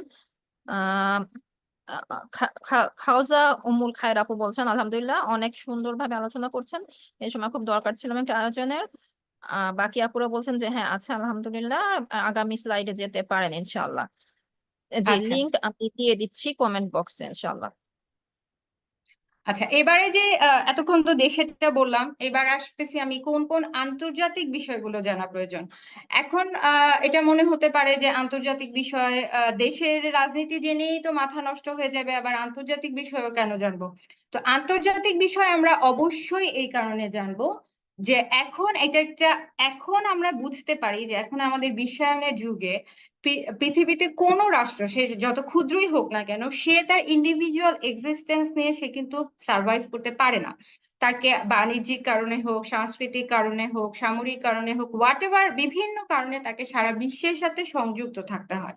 এবং যখনই সংযুক্ত থাকতে হয় তখনই বিশেষ করে পাওয়ারফুল যে ক্ষমতাশীল যে রাষ্ট্রগুলো, তারা ছোট ছোট দেশগুলোকে তারা তাদের দলে আনতে চায়।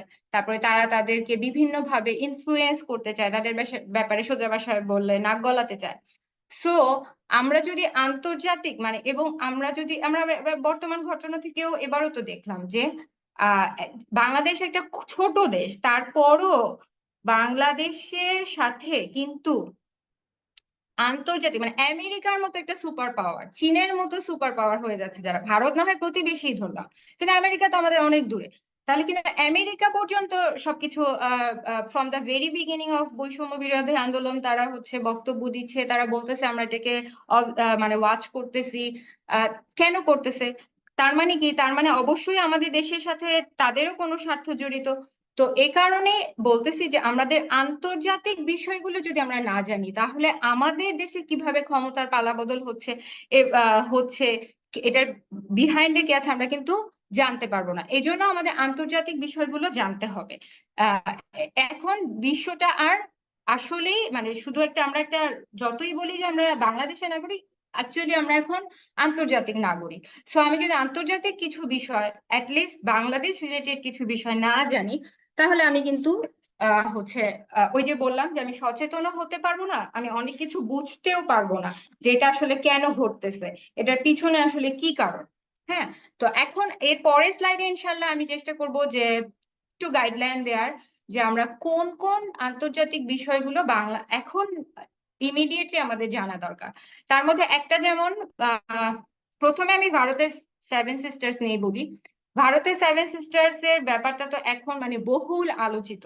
দেখা যাচ্ছে যে ডক্টর মোহাম্মদ ইউনূস তার প্রথম মানে তখন উনি মানে উপদেষ্টা হওয়ার আগেই বিদেশে বসে উনি যে প্রথম সাক্ষাৎকারটা দিলেন, তো সেখানেই কিন্তু উনি বললেন যে বাংলাদেশ যদি অস্থিতিশীল হয় তাহলে ভারতের সেভেন সিস্টার্স তো অস্থিতিশীল হবে। তখনই কিন্তু আমাদের সাথে সাথে মনে আসবে আচ্ছা এই জিনিসটা কি, মানে এটার কথা কেন আসতেছে। এবং এখন তো এই বন্যার ঘটনায় তো দেখবেন যে ছাত্র নেতারা তারা কিন্তু একদম প্রকাশ্যে হুমকি দিচ্ছে, স্লোগান দিচ্ছে, তারা ছাত্ররা স্লোগান দিচ্ছে যে মানে বাংলাদেশ যদি আহ বাংলাদেশকে যদি হচ্ছে মানে বাংলাদেশের ইন্ডিয়ার প্রতি প্রতিশোধ নেওয়ার ফার্স্ট টুল হচ্ছে seven sisters chicken neck corridor, এই কথাগুলো আসতেছে। সো এইটা আমাদের অবশ্যই জানতে হবে যে এই ব্যাপারটা কি। হ্যাঁ, এবং একদম ফ্র্যাঙ্কলি স্পিকিং আমি নিজেও কিন্তু এই রিসেন্ট ঘটনার আগে এখানে যে টপিক গুলো লিখছি সেগুলো সম্পর্কে আমি জানতাম না। এই এবং কখন আমার জানার আগ্রহটা হচ্ছে, যখন আমি ওই যে কিছু কিছু এক দুই লাইন আমি মিডিয়াতে শুনতেছি, মানুষজনকে বলতে শুনতেছি। হ্যাঁ, যেমন কি বলতে শুনতেছি যে ওই যে যেটা সেভেন সিস্টার্স এর ক্ষেত্রে কি বলতে শুনতেছি যে কিছু হলে আমরা কিন্তু সেভেন সিস্টার্স দখল করে নিব, এমনকি আমাদের ম্যাপের সাথেও অনেকে এটার ম্যাপ আঁকা শুরু করে দিচ্ছে। সো তাহলে কি প্রথম কথা হচ্ছে যে আমাকে ভারতের সেভেন সিস্টার্স কি, চিকেন নেক করিডোর কি, এটা আমার জানতে হবে ফার্স্ট। দ্বিতীয় হচ্ছে যে এটার সাথে বাংলাদেশের সম্পর্ক কি। অবশ্যই সম্পর্ক আছে বলেই তো এই প্রশ্নগুলো আসতেছে, সো আমাকে এটা জানতে হবে। তারপরে সেকেন্ড যেটা বলা হচ্ছিল যে শেখ হাসিনা তো সরাসরি ব্লেম করতেছিল যে হচ্ছে আমেরিকার ষড়যন্ত্র আছে তাকে ক্ষমতা থেকে উৎখাত করার পিছনে। তো তাহলে আমাদের মনে হবে যে আরে যেটা আমি বললাম, আমেরিকা অত দূরে বসে বাংলাদেশে কোন সরকার আসলো, এটা তো ওর কি স্বার্থ? অবশ্যই স্বার্থ আছে। এবং এটা আমি পড়াশোনা করলাম, আমি রিসেন্টলি গত 10 দিন ধরে এই টপিকসে খুব পড়াশোনা করতেছি। তো এখানে আমি যেটা দেখলাম যে ইন্দো প্যাসিফিক স্ট্র্যাটেজি কি আমেরিকার, এটা আমি দেখলাম। তো ইন্দো প্যাসিফিক স্ট্র্যাটেজিটা কি? এটা আমেরিকার একটা স্ট্র্যাটেজি। এবং ইন্দো প্যাসিফিক মানে হচ্ছে যে আমাদের এই অংশের যে ইন্দো প্যাসিফিকের মধ্যে বাংলাদেশ, ভারত, পাকিস্তান, চীন, জাপান, কোরিয়া, এই অংশগুলো হচ্ছে আমাদের ইন্দো প্যাসিফিক রিজিয়নে পড়তেছে। যে এখানে নিচে যে ছবিটা আছে সেখানেও দেখা যাচ্ছে ফিলিপিন। তো এখন এই অংশটার সাথে ক্ষেত্রে আমেরিকার নিশ্চয়ই কোনো না কোনো স্বার্থ জড়িত দেখে এই রাষ্ট্রগুলোকে কন্ট্রোল করার জন্য বা এখানে মানে এখানে তাদের আধিপত্য বজায় রাখার জন্য আমেরিকা হচ্ছে বাইডেন প্রশাসনই এটা করছে। আমি সংক্ষেপে বলি, বাইডেন প্রশাসন খুব সম্ভবত 21-22 সালের দিকে এই ইন্দো প্যাসিফিক স্ট্র্যাটেজি তারা করছে। এবং আমি খুব সংক্ষেপে বলি যে ইন্দো প্যাসিফিক এরিয়াটা খুব ইম্পর্ট্যান্ট এই কারণে যে বিশ্বের যত সমুদ্র আছে তার মধ্যে 65% হচ্ছে এই ইন্দো প্যাসিফিক অঞ্চলের মধ্যে পড়ছে। হ্যাঁ, এবং এখন বিশ্ব বাণিজ্যের অধিকাংশ সমুদ্র পথে হয়, এটা হচ্ছে মানে খরচের দিক দিয়েও সুবিধা, সব দিক দিয়ে। সো এই যেহেতু তাহলে ইন্দো প্যাসিফিকে যদি 65%ই আমার হচ্ছে সমুদ্র থাকে, তাহলে এই সমুদ্রের অংশটুকুকে এখানে আমি হিন্টস দিই, যেটা মেইনলি হচ্ছে সমুদ্রের কারণে ইম্পর্টেন্ট। এই সমুদ্রের কারণে ইম্পর্টেন্ট বলে এই সমুদ্রের আশেপাশে যে দেশগুলো আছে সেগুলোকে, সেগুলোর উপর সোজা কথায় আমেরিকা কন্ট্রোল রাখার জন্য বা মানে নাক গলানোর জন্য তারা ইন্দো প্যাসিফিক স্ট্র্যাটেজি করছে একটা। এবং বাংলাদেশ হচ্ছে এই ইন্দো প্যাসিফিক স্ট্র্যাটেজির সাথে আমেরিকার এটার সাথে তারা ইনভলভড। হ্যাঁ, সো ওই যে বললাম যে তাহলে আমাদের সেভেন সিস্টার্স যেমন জানতে হবে, সাথে বাংলাদেশের সম্পৃক্ততা জানতে হবে, সেম ইন্দো প্যাসিফিক স্ট্র্যাটেজি জানতে হবে, তাহলে আমরা আমেরিকার ইন্টারেস্টটা বুঝবো, এবং বাংলাদেশের সাথে সম্পৃক্ততার কি এটাও আমাদের জানতে হবে। তারপর আমি বললাম যে চীনের বিআরআই, বিআরআই হচ্ছে বেল্ট অ্যান্ড রোড ইনিশিয়েটিভ। এটা হচ্ছে চীনের একটা প্রকল্প। হ্যাঁ, এই চীন এই প্রকল্পটা করছে, এটাও বেশ কয়েক বছর আগে। এবং বাংলাদেশ আবার চীনের এই বিআরআই এর সাথেও কিন্তু আছে, সংযুক্ত। ঠিক আছে, এবং এই বিআরআই এর মধ্যে চীন হচ্ছে এশিয়া এবং ইউরোপের প্রায় 60টা দেশকে ইনক্লুড করছে। হ্যাঁ, এবং বাংলাদেশের অনেক বড় বড় প্রজেক্ট যেটা আমি পড়াশোনা করে জানলাম, যেমন হচ্ছে যে আমরা যে ঢাকা শুলে যে এলিভেটেড এক্সপ্রেস হাইওয়ে, তারপরে আমার কর্ণফুলী টানেল, তারপরে হচ্ছে আমার পদ্মা সেতুতে যে রেল সংযোগ করা হচ্ছে, এগুলো হচ্ছে চীন, এগুলোতে চীন অর্থায়ন করতেছে, এবং এটা হচ্ছে চীনের এই বেল্ট অ্যান্ড রোড ইনিশিয়েটিভের পার্ট। এবং আমি আহ, পড়লাম, নোট নিলাম যে হচ্ছে এইটার আন্ডারে অলরেডি বাংলাদেশ অনেক টাকা পেয়ে গেছে, এবং এবং আরো ভবিষ্যতে আহ আরো 2016-তে খুব সম্ভবত চীনের প্রধানমন্ত্রী বাংলাদেশ সফর করছিলেন, তখন উনি যত এই প্রজেক্টে বাংলাদেশ জয়েন করায় যত টাকা টোটাল বিনিয়োগ করার কথা সেটা এখনো কমপ্লিট হয় নাই। এবং আমাদের হয়তো মনে আছে যে শেখ হাসিনা কিন্তু আন্দোলনের সময় চীনে ছিলেন, চীন থেকে আসার পরেই কিন্তু ওই যে সংবাদ সম্মেলনটা হলো, তারপরে সাংবাদিক জিজ্ঞেস করলো, তো ঐতিহাসিক যে প্রশ্নটা জিজ্ঞেস করার ফলে আন্দোলনটা এত অন্যদিকে চলে গেল, সেটা কিন্তু চীন সফরে। এবং আমরা কিন্তু এটাও হয়তো দেখছি হেডলাইনে যে চীন থেকে প্রধানমন্ত্রী হচ্ছে একদিন আগেই চলে আসছে সফর সংক্ষিপ্ত করে, কারণ যে পরিমাণ বিনিয়োগ বাংলাদেশ এক্সপেক্ট করতেছিল সেটা চীন সরকার দিতে রাজি হয় নাই। এবং কেন রাজি হয় নাই, তাহলে এটার বিহাইন্ড দা সিনেও কিছু ঘটনা আছে। তার মানে চীনের সাথেও বাংলাদেশের হচ্ছে মানে আহ রাজনৈতিক, চীনেরও বাংলাদেশের রাজনৈতিক প্রেক্ষাপটে ইন্টারফেয়ার করার হচ্ছে টেন্ডেন্সি আছে এবং আছে। আমি তো এগুলো নিয়ে ডিটেলস পড়ছি, এখানে তো ডিটেলস বলার সময় নেই। তো এটা গেল এই তিনটা, তাহলে আমি দেখতেছি যে আমাদের আমেরিকার মতো সুপার পাওয়ারের সাথে আমরা ইন্দো প্যাসিফিক স্ট্র্যাটেজিতে জড়িত, এবং এই কারণে দেখা যায় যে হচ্ছে আহ হাসিনা মানে বলা হয় যে আমেরিকা এখানে ইন্টারফেয়ার করতেছে। আমরা চীনের সাথে বিআরআই তে সংযুক্ত, সে কারণে দেখা যায় যে হচ্ছে যে চীন ইন্টারফেয়ার করতেছে। আর ভারতের কথা তো বলাই বাহুল্য, বিশেষ করে সেভেন সিস্টার্সটা ভারতের, এটা জানাটা খুব জরুরি। তারপরে লাস্ট আমি পয়েন্টে যেটা লিখলাম যে বাংলাদেশ মিয়ানমারের বাংলাদেশ মিয়ানমারের এটাও কিন্তু জানাটা খুবই জরুরি। কারণ আমরা হয়তো কিছুদিন আগেও আমরা যারা আপডেট তারা হয়তো জানবেন যে বলা হচ্ছিল যে সেন্ট মার্টিন দ্বীপ হচ্ছে মিয়ানমার দখল করে নিচ্ছে, সীমান্তে তো অনেক আমাদের ওইদিকে গোলাগুলি হচ্ছে, সেন্ট মার্টিন নিয়ে নিল নাকি। হ্যাঁ, তো মিয়ানমারের কেন সেন্ট মার্টিনের প্রতি আগ্রহ? তারপরে রোহিঙ্গা সমস্যার কথা কিন্তু আমরা সবাই জানি।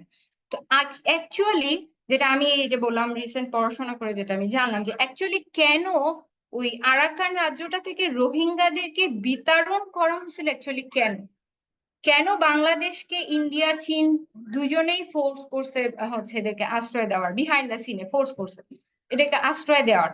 আসলে ওই জায়গাটা, যে জায়গাটা ওরা থাকতো, সেই জায়গাটার অভ্যন্তর দিয়ে গ্যাসের লাইন এবং আরো মানে অনেক ব্যাপার স্যাপার আছে, সেইটা কারণ দেখে ওদের ওই জায়গাটা খালি করা লাগতো দেখে ওরা আর্মি দিয়ে এভাবে রোহিঙ্গাদেরকে ওখান থেকে উৎখাত করছে। এবং এবং আরেকটা জিনিস যেটা ইম্পর্টেন্ট আমি যেটা জানলাম সেটা হচ্ছে যে ভারত এবং চীন এই দুইটা সুপার পাওয়ার দেশ কখনো রোহিঙ্গাদের ব্যাপারে, পুনর্বাসনের ব্যাপারে বাংলাদেশের পক্ষে কথা বলে না। তারা চুপ থাকে। বাংলাদেশ যে বিভিন্ন জায়গায় দেন দরবার করে যে রোহিঙ্গাদেরকে ফেরত নেওয়ার জন্য এসে, কিন্তু ইন্ডিয়া এবং চীন কিন্তু কখনো করে না। কারণ ওই যে বললাম যে জায়গাটার মধ্যে হচ্ছে রোহিঙ্গাদেরকে যে জায়গাটা থেকে উৎখাত করা হয়েছে, সেই জায়গাটায় ইন্ডিয়া চীন এদের প্রকল্প আছে, ভবিষ্যতে আরো প্রকল্প করার ইচ্ছা আছে, যেটা ওখানে মানুষ থাকলে ওদের জন্য সমস্যা। হ্যাঁ, সো তাহলে কি হচ্ছে, এটা একটা পার্সপেক্টিভ। তারপরে আবার সেন্ট মার্টিন পার্সপেক্টিভ আছে। তারপরে হচ্ছে মানে মিয়ানমারের সাথে যেহেতু আমাদের সীমান্তর ওই জায়গাটায় অনেক পার্সপেক্টিভ আমাদের মিয়ানমারের সাথেও আছে। এবং মিয়ানমারে আবার কোন সরকার ক্ষমতায় থাকতেছে, ওদের তো এখন সামরিক জান্তার বিরুদ্ধে অনেক বিদ্রোহ হচ্ছে। তো এখন বাংলাদেশ কোন পক্ষে থাকবে? সামরিকদের জান্তার পক্ষে থাকবে নাকি যারা বিদ্রোহী তাদের পক্ষে থাকবে? এবং আমরা দেখতেছি যে মাঝে মাঝে ওদের ওখান থেকে আমাদের এখানে চলে আসতেছে লোকজন, এই, আবার পাঠায় দিচ্ছে, আবার চলে আসতেছে। তো এই যে জিনিসগুলো, এগুলোও কিন্তু বাংলাদেশের রাজনীতিকেও এগুলো এফেক্ট করে। সো আমি এখানে আন্তর্জাতিক রাজনীতিতে মেইনলি বাংলাদেশ রিলেটেড কি কি জিনিসগুলো আমাদের জানা দরকার সেইটাতে এই স্লাইডে ফোকাস করলাম। এখন এটাতে হয়তো অনেকেই আবার কমেন্টে জানতে চাইতে পারেন যে আপু এই বিষয়গুলো আমরা কোন বই পড়ে জানতে পারি। সত্যি কথা হচ্ছে যে এই বিষয়ে কোনো বই নাই, আমি জানার মতো পাই নাই। আমি যে পড়াশোনা করছি এবং আমি একজনের পোস্টে আহ এই টপিক গুলো পেলাম, যেটা আমাকে রাবিয়া অ্যাকচুয়ালি শেয়ারও করছিল। রাবিয়াও শেয়ার করছিল যে আপু এই জিনিসগুলো তো আসলে জানা দরকার। আমি বললাম যে হ্যাঁ। তো তারপরে আমি তার অরিজিনাল পোস্টে গিয়েও আমি দেখলাম যে অনেক মানুষ কমেন্টে জিজ্ঞেস করতেছে যে আসলে আমরাও কিভাবে জানতে পারবো এই টপিকস গুলো।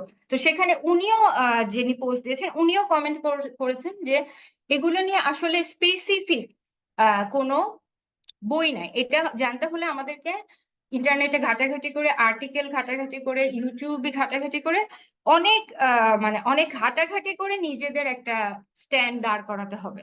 তো আমি গত প্রায় 10 দিন ধরে আমি এই এক এক দিন এক একটা টপিক ধরে ধরে আমি হচ্ছে ওই যে বললাম যে আমার যেটা প্রোডাক্টিভ টাইম, যে সময়টা আমি ফ্রি থাকি, তো আমি আমার টাইমটা আমি গত 10 দিন ধরে এই কাজে ব্যবহার করতেছি যে আমি ইন্দো প্যাসিফিক স্ট্র্যাটেজি সার্চ দিই, দিয়ে অনেক অনেক আর্টিকেল আসে, সেগুলো আমি পড়ি, সেগুলো থেকে আমি পড়ে পড়ে নোট নিচ্ছি।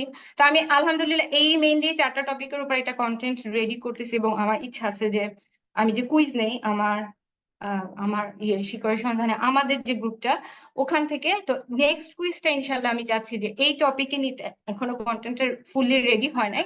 সেই কন্টেন্টে আমি মানে এই টপিক গুলো থাকবে, মূল এই জিনিসগুলো থাকবে এবং এগুলোর সাথে বাংলাদেশের কি সম্পৃক্ততা সেটাও থাকবে। তো কুইজটা নিলে যেটা হবে, আমি সবসময় যেটা হয় যে কুইজ নিলে প্রথমত আমার নিজের জানা হয়, আলহামদুলিল্লাহ আমার নিজের অনেক কিছু জানা হচ্ছে। দ্বিতীয়ত যারা কুইজে পার্টিসিপেট করে, কুইজের উসিলায় দেখা যাবে যে তাদেরও জানা হবে আর কি। তো আমার এই টপিক এখানে শেষ। আমি কি বুঝাতে পারলাম? রাবেয়া যদি একটু বলতাম, তাহলে আমি আর 2টা স্লাইড আছে শেষ করে দিব। জি আপু, আমরা তো মোটামুটি একটা ধারণা হলো আমাদের যে আন্তর্জাতিক বিষয়েও আমাদের একটু জ্ঞান থাকা দরকার, এবং বেশি প্রায়োরিটি কোন কোন বিষয় সেগুলো তো আপনি একটু কভার করলেন, খুব হালকা পাতলা কিছু ধারণাও দিলেন। তো এটা আসলে মূলত এই এখানে তো আমাদের সচেতনতা রেজ করারই একটা ওয়েবিনার, আমরা তো এই বিষয়ে ডিটেলসে যাব না, হ্যাঁ, সেটাই। ছোট টপিক গুলো একটু বলে দিলাম। এরপর প্রত্যেকেই চেষ্টা করবেন যে ইনশাল্লাহ নিজেরা আর একটু স্টাডি করতে, অন্যরা যারা জানে তাদের সাথে একটু কথাবার্তা বলতে, ইনশাল্লাহ নিজেদের জানাটা আরো এনরিচড হবে। হ্যাঁ, আপু এখন হ্যাঁ আমরা সামনে যেতে পারি ইনশাল্লাহ। হ্যাঁ। তো এখন আমি যে স্লাইডে যেটা রেখেছি যে নিজেকে কোন কোন বিষয়ে সচেতন হতে হবে, এইটাও আমি একটু আলোচনা করতে চাই। যে এই যে আমি যে বলতেছি, এখন কিন্তু আমাদের জানাশোনার ম্যাক্সিমাম ক্ষেত্রে সোর্স থাকে বা শেয়ার করারও থাকে সোশ্যাল মিডিয়া। তো সোশ্যাল মিডিয়া ব্যবহারের ব্যাপারে আমি একটু গাইডলাইন দিতে চাচ্ছি এখানে। এখানে হচ্ছে যে যেটা বললাম যে মা নিজেকে যখন তৈরি করবে, তখন সে কি কি কিভাবে নিজেকে হচ্ছে আহ কি বলবো যে নিজে কোন কোন বিষয়ে সচেতন হবে। একটা হচ্ছে যে একাধিক উৎস থেকে জানতে হবে, যেটা আমি একটু আগে আমার নিজের ক্ষেত্রে বললাম যে আমি যখন এবং সেটা যে শুধু একাধিক উৎস মানে যে আমি নেটে সার্চ দিয়ে শুধু ওইটা জানলাম তা না। আমি রিসেন্ট আমাদের যে পলিটিক্যাল ঘটনাগুলো ঘটলো, সেখানে অনেক মানুষকে দেখলাম যে যে কোনো একটা পোস্ট, একজনের ভিডিও পেলো, ওটাকে শেয়ার দিয়ে ফেললো।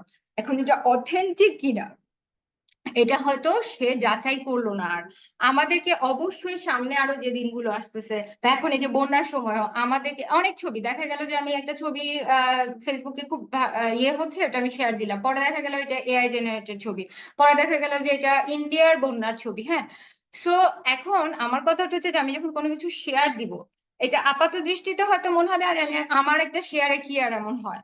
না, শেয়ারে অনেক কিছু হয়, আমরা জানি যে আমার থেকে আমার ফ্রেন্ড লিস্টে আরেকজনও হয়তো এটা জানতেছে। সো আমাকে কোনো কিছু শেয়ার দেওয়ার ক্ষেত্রে বা যে কোনো ভিডিও পোস্ট এইটাতে শেয়ার দেওয়ার ক্ষেত্রে আমাকে অবশ্যই আগে সচেতন হতে হবে। এত শেয়ার দেওয়ারও অ্যাকচুয়ালি আসলে কোনো দরকার নেই। আমি বলবো যে খুব যদি একদম অথেন্টিক হয় তাহলে সেটা শেয়ার দেওয়া যেতে পারে। আবার এটা আমি অথেন্টিক অথেন্টিক বুঝবো কিভাবে? আমি নিজে যেমন কিছুদিন আগে একটা স্ট্যাটাস দিলাম যে আমি হচ্ছে এই ফেসবুক, তারপরে হোয়াটসঅ্যাপ, তারপরে টেলিগ্রাম, তারপরে হচ্ছে আবার মিডিয়ার নিউজ, আবার প্রথম মানে প্রিন্ট মিডিয়া, ইলেকট্রনিক মিডিয়া মানে টিভি, সবকিছুতে আমি হচ্ছে এরকম ঘুরতে থাকি। তা আমি ঘুরতে থাকি, সত্যি কথা আমি যদি সামান্য একজন গ্রেফতারও হচ্ছে আমি যদি জানি যে কোথাও, আমি হয়তো আমাদের হোয়াটসঅ্যাপে তো অনেক গ্রুপ আছে, আমাদের বিভিন্ন কোর্সের বিভিন্ন গ্রুপ ট্রুপ আছে। তো দেখা যায় যে আমি কোনো গ্রুপে হয়তো দেখলাম যে অমুক মন্ত্রী অ্যারেস্ট হলো, আমি কিন্তু সাথে সাথে ওটা শেয়ার দিই না, বা আমি সাথে সাথে ওটাতে আমি কনফিডেন্ট হয়ে যাই না। আচ্ছা তাই আমি যাই, আমি আবার ইউটিউবে ঢুকে আমি একটা কোন টিভি চ্যানেলে দেখি যে ব্রেকিং নিউজে দেখাচ্ছে নাকি। যদি আমি এটাতে না পাই আমি হয়তো কোনো পত্রিকায় ঢুকে, অনলাইন পত্রিকায় ঢুকে দেখি যে এটা কি দেখাচ্ছে নাকি। আমি কিন্তু সামান্য একটা অ্যারেস্টের খবরেও আমি একাধিক সোর্স দেখি। তারপরে আমি আন্দোলনের সময় যেমন আমি টেলিগ্রামে স্টুডেন্টদের একটা টেলিগ্রাম গ্রুপে হচ্ছে আমি মেম্বার হয়েছি।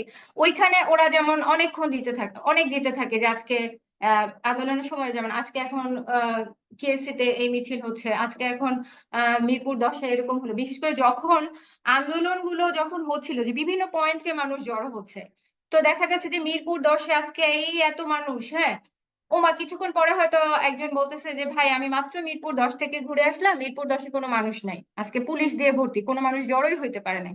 অথচ আপনি হয়তো পরে বলছে তাহলে এই যে ছবিটা, এটা এটা তো অমুক দিনের, মানে যেহেতু তখন পরপর আন্দোলন হচ্ছিল, এটা অমুক দিনের মিরপুর 10-এর ছবি। সো এখন এবং দেখা যাচ্ছে কি এই মিস ইনফরমেশনের জন্য দেখা গেছে যে অনেকেই মিরপুর 10-এ অনেক মানুষ আছে ভেবে সে হয়তো মিরপুর 10-এর দিকে রওনা দিল, কিন্তু যাওয়ার পরে ওখানে গিয়ে দেখলো কেউ নাই, শুধু পুলিশ, তাহলে কিন্তু সে ভুল ডিরেকশনে গেল। সো এই জন্য আমি বলতেছিলাম যে যে যে কোনো, এটা শুধু যে আমি নিজে পার্টিসিপেট করতে যাচ্ছি তা না। আমি যখন, এবং আপনি দেখবে এবং অনেক অনেক ভিডিও রিলস শেয়ার হয়েছে যেটা হয়তো পরে কমেন্টে গিয়ে কেউ বলতেছে যে এটা তো অমুক দিনের না বা এটা অমুক আন্দোলনের। এবং রিসেন্টলি দেখা যাচ্ছে পাকিস্তানেরও অনেক কিছু শেয়ার হচ্ছে যেটা হয়তো আমাদের পাকিস্তানে থাকে এমন এমন পরিচিতরাই বলতেছে যে আসলে কি আমাদের দেশে হয়েছে নাকি, এটা আমি নিজের দেশে থেকে শিওর না। অথচ ফেসবুকে কিন্তু মানুষ এটাকে আরো ক্যাপশন দিয়ে, আবগমায় ক্যাপশন দিয়ে অনেক কিছু বলে ফেলতেছে। সো সোশ্যাল মিডিয়া থেকে যখন আমি ইনফরমেশন নিব এবং সেটা যখন অন্য মানুষের সাথেও শেয়ার করব, আমাকে অবশ্যই সচেতন হতে হবে যে এটা কি অথেন্টিক কিনা, এবং মাল্টিপল রিসোর্স বা মাল্টিপল সোর্স থেকে আমাকে এটা হচ্ছে ভেরিফাই করতে হবে।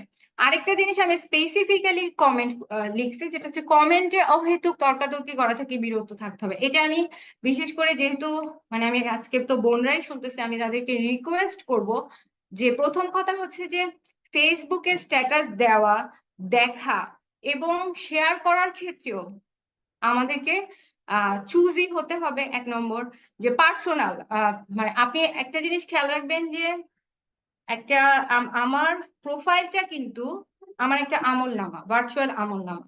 এবং আমি যদি এখন মরে যাই, আমার এই ভার্চুয়াল, অনেকে এটা আমাদের সবারই কিন্তু অনেক হ্যাবিট আছে যে অনেকে মারা যাওয়ার পর তার প্রোফাইলে ঢুকতেছে, ঢুকে গিয়ে দেখতেছে সে কি কি পোস্ট দিত, শেয়ার দিত। তার মানে কি সে আপনার সম্পর্কে একটা আইডিয়া পাচ্ছে আপনার ফেসবুক প্রোফাইলে আপনি কি শেয়ার করেন, কি পোস্ট করেন সেটা দেখে।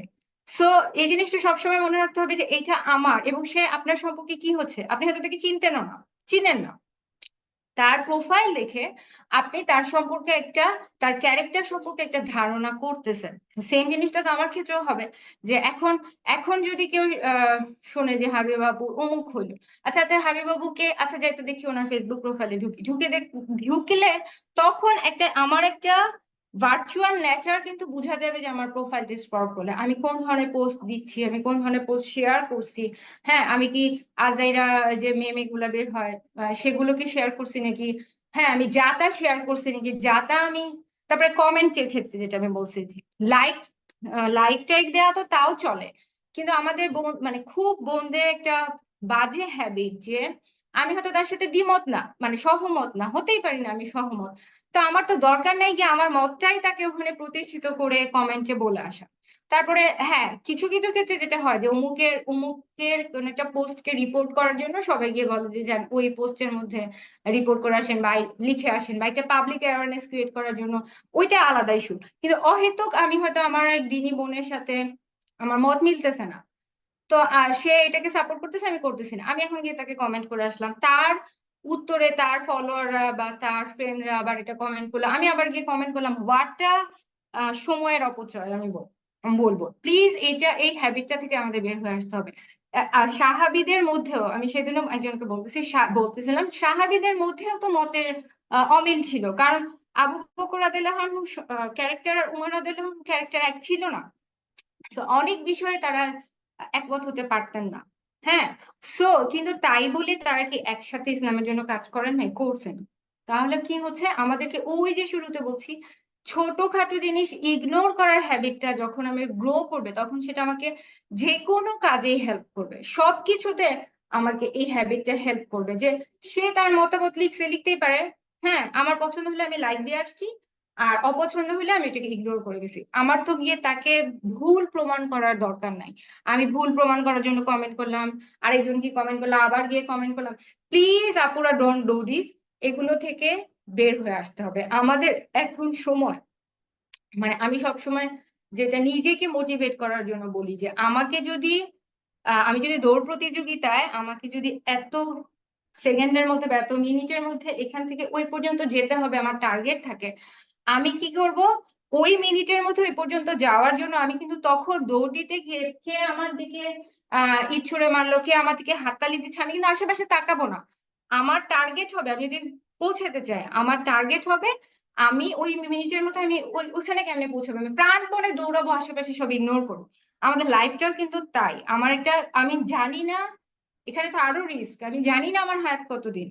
সো আমাকে তো আমার হায়াতের মধ্যে জান্নাতের টার্গেটে পৌঁছাতে হবে। সো আমাদের সময় অনেক কম, আমাদের যত পারি বেশি প্রোডাক্টিভ কাজে নিজেকে ইনভলভ রাখতে হবে, যেটা আমার আমল নামায় নেকি অ্যাড করবে। আমার অহেতুক আরেকজনকে ভুল প্রমাণ করতে গিয়ে আমার সময় নষ্ট করা যাবে না। এটা আমি জোর দিয়ে এটা আর কি বললাম আজকে। আর শেষে যেটা বলবো যে দোয়া করতে হবে আল্লাহ যেন সত্য মিথ্যা বোঝার পার্থক্য বোঝার তৌফিক দেয়, এটা তো খুবই মাস্ট, এটা খুবই মাস্ট। হ্যাঁ, এই হ্যাবিটটা গ্রো করাটা খুবই মাস্ট। এটা হয়তো মনে হবে যে মানে এইটা নিয়েও আবার দোয়া করব, হ্যাঁ এটা নিয়েও দোয়া করব, কারণ আমি নিজেই অনেক পোস্ট করে দেখা গেছে যে আমাদের হোয়াটসঅ্যাপ গ্রুপ গুলাতে হয়তো, আমি নাম মেনশন করবো না, একজনের এরকম পোস্ট, সে খুব মানে পোস্ট দিচ্ছিল যে এটা গণ অভ্যুত্থানটা আসলে দীর্ঘদিনের একটা পরিকল্পনা ছিল, এটার পিছনে এত এত টাকা ইনভেস্ট করা হয়েছে, এটার পিছনে মাস্টার প্ল্যান অমুক ছিল, খুব পোস্ট দিচ্ছে। তো এইটা এখন দেখা যায় তার পোস্টটা শেয়ার করে করে আমাদের গ্রুপ গুলাতে হোয়াটসঅ্যাপে শেয়ার করতেছে, অনেকে শেয়ার করে বলতেছে যে মানে আমার বোনকে বলতেছে যে আপু আপনার মতামত কি, বা আমাকে বলতেছে আপনার এটা কি ঠিক নাকি, তারা কনফিউজ হয়ে যাচ্ছে। তো তখন এই যে কনফিউশন তৈরি হচ্ছে, তো সেক্ষেত্রে আমার বোন যেটা করছে, আমরা তো বাধ্য হয়ে আমাদের গ্রুপও মাঝে মাঝে মিউট করে দিছি, মানে কমেন্ট অফ করে দিছি যে, এবং আমার বোন বলতেছে যে আপু আপনারা ফোকাস হারায় ফেলতেছেন। হ্যাঁ, what ever behind the reason হচ্ছে গণ অভ্যুত্থানের পিছনে যা থাকুক, হয়ে গেছে তো, একটা সরকার পতন হয়ে গেছে তো, আল্লাহ দোয়া কবুল করছে, তো এখন আমাদের সামনে কিভাবে আগাবো সেই দিকে তাকাতে হবে। দরকার নাই তো পিছনের দিকে তাকানো। সো আমরা তো কমেন্ট সেকশন অফই করে রাখছিলাম যে আপনারা ফোকাস থেকে দূরে যাবেন না।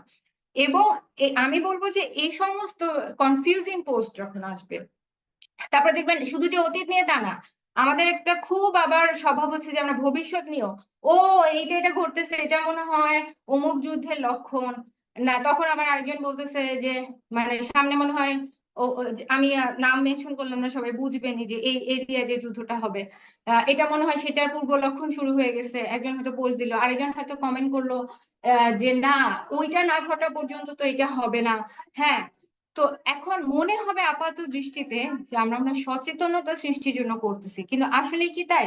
আমরা ভবিষ্যৎ নিয়ে প্রেডিকশন করতেছি। এইটা কি আমাদের আদৌ ইসলাম সমর্থন করে যে ভবিষ্যৎ নিয়ে প্রেডিকশন করাটা? এটা কিন্তু করে না। হ্যাঁ, আর কখন হবে এই ঘটনাটা, কখন হবে এটা তো আমাদের রাসূল সাল্লাল্লাহু আলাইহি ওয়াসাল্লাম বলছেন যে এই ঘটনাটা হবে। হ্যাঁ, সেটা ইমাম মাহাদি সম্পর্কেও বলছেন যে এই ঘটনাটা হবে, দাজ্জাল সম্পর্কেও বলছেন, বাট উনি কি কোনো স্পেসিফিক টাইম মেনশন করছেন? উনিও তো করেন নাই। কোরআনে কি কোনো স্পেসিফিক টাইম মেনশন করছে? করে নাই তো।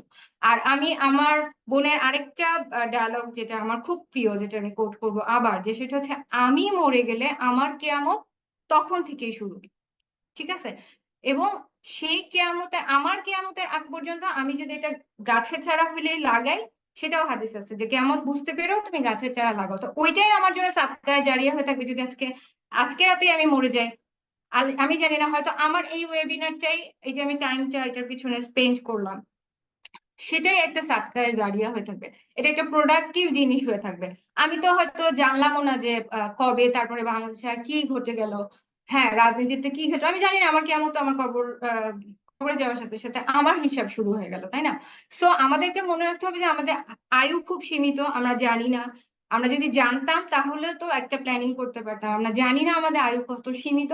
সো আমাদেরকে যত কম আনপ্রোডাক্টিভ কাজে সময় নষ্ট করব, ততই এটা হচ্ছে বুদ্ধিমানের কাজ হবে।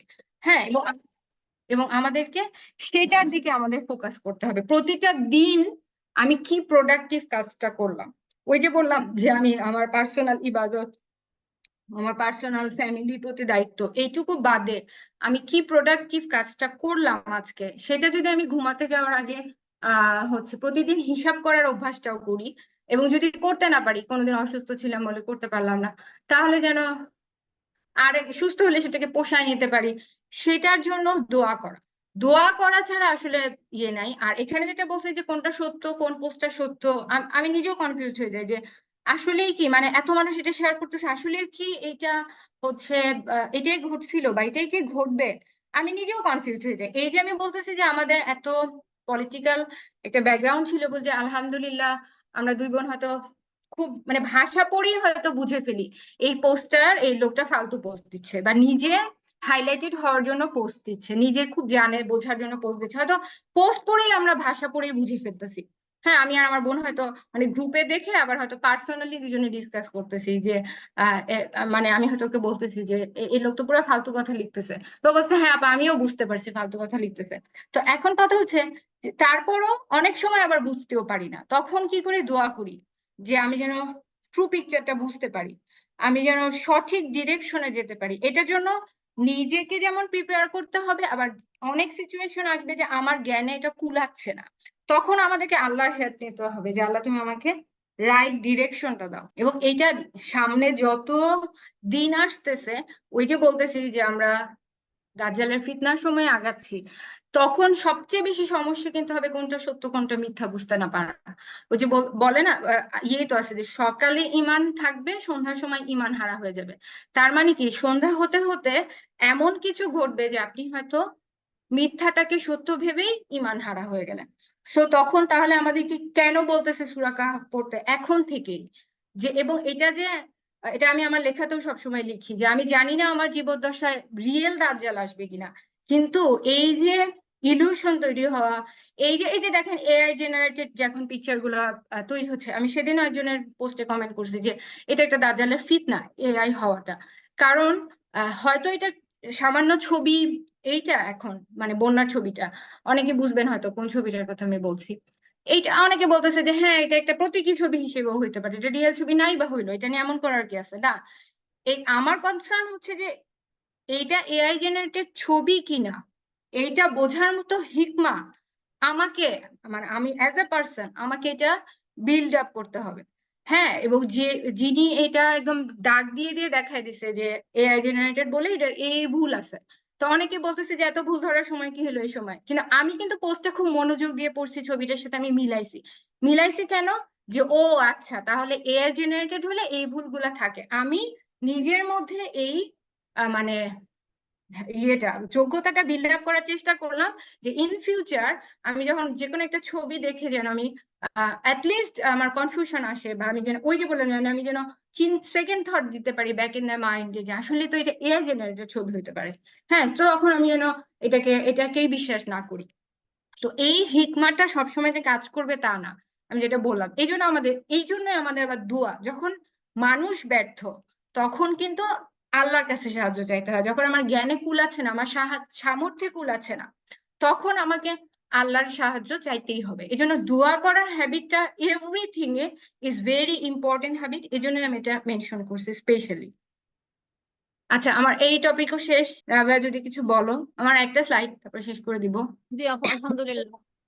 মনে হয় যে মোটামুটি আমরা অনেকেই ভাবছিলাম যে কিভাবে আম, মানে আমরা সামনে একটু আগাতে পারি, তো সেটার খুব বেসিক কিছু দিক নির্দেশনা আপনি সেই স্লাইডে দিয়েছেন ইনশাআল্লাহ। আহ আপনি, আমার মনে হয় এক দুটো প্রশ্ন আছে, হয়তো আপুরা সেশন শেষ করলে আরো কিছু প্রশ্ন করতে পারে, তো প্রশ্নগুলো আমরা ইনশাআল্লাহ তাহলে একদম শেষেই নেই। এই আপু স্লাইডটা শেষ কন্টিনিউ করে হলেই, যান। হ্যাঁ, এই স্লাইডটা শেষ হলেই ইনশাল্লাহ আমি প্রশ্ন নিব। তো এই স্লাইডে আমি যেটা স্পেশালি আবার বলছি, যে পরবর্তী প্রজন্মের মধ্যে সচেতনতা বৃদ্ধির জন্য কি করতে হবে, যেটা আমি প্রথম দিকে আসলে ডিসকাস অলরেডি করে ফেলছি। যে বাসায় যেটা বলছি, যে বাসায় একটা পলিটিক্যাল কালচার তৈরি করতে হবে। তাহলে এটা দেখে দেখে অনেক কিছু আপনার সন্তান বুঝতে পারবে। তারপরও স্পেসিফিক্যালি যেটা করতে হবে, যে কিছু জিনিস আবার তাদেরকে একদম পয়েন্ট ধরে ধরে শিখাতেও, মানে জানাতেও হবে। হ্যাঁ, যে জিনিসটা আমি আবার আমার প্র্যাকটিক্যাল এক্সাম্পলই দিই এই ক্ষেত্রে। যে জিনিসটা আমি যেহেতু আমি লেখার মানে আমার পরিচয়ে উল্লেখ করছি যে আমি এই জেনারেশনের একজন গার্জিয়ান।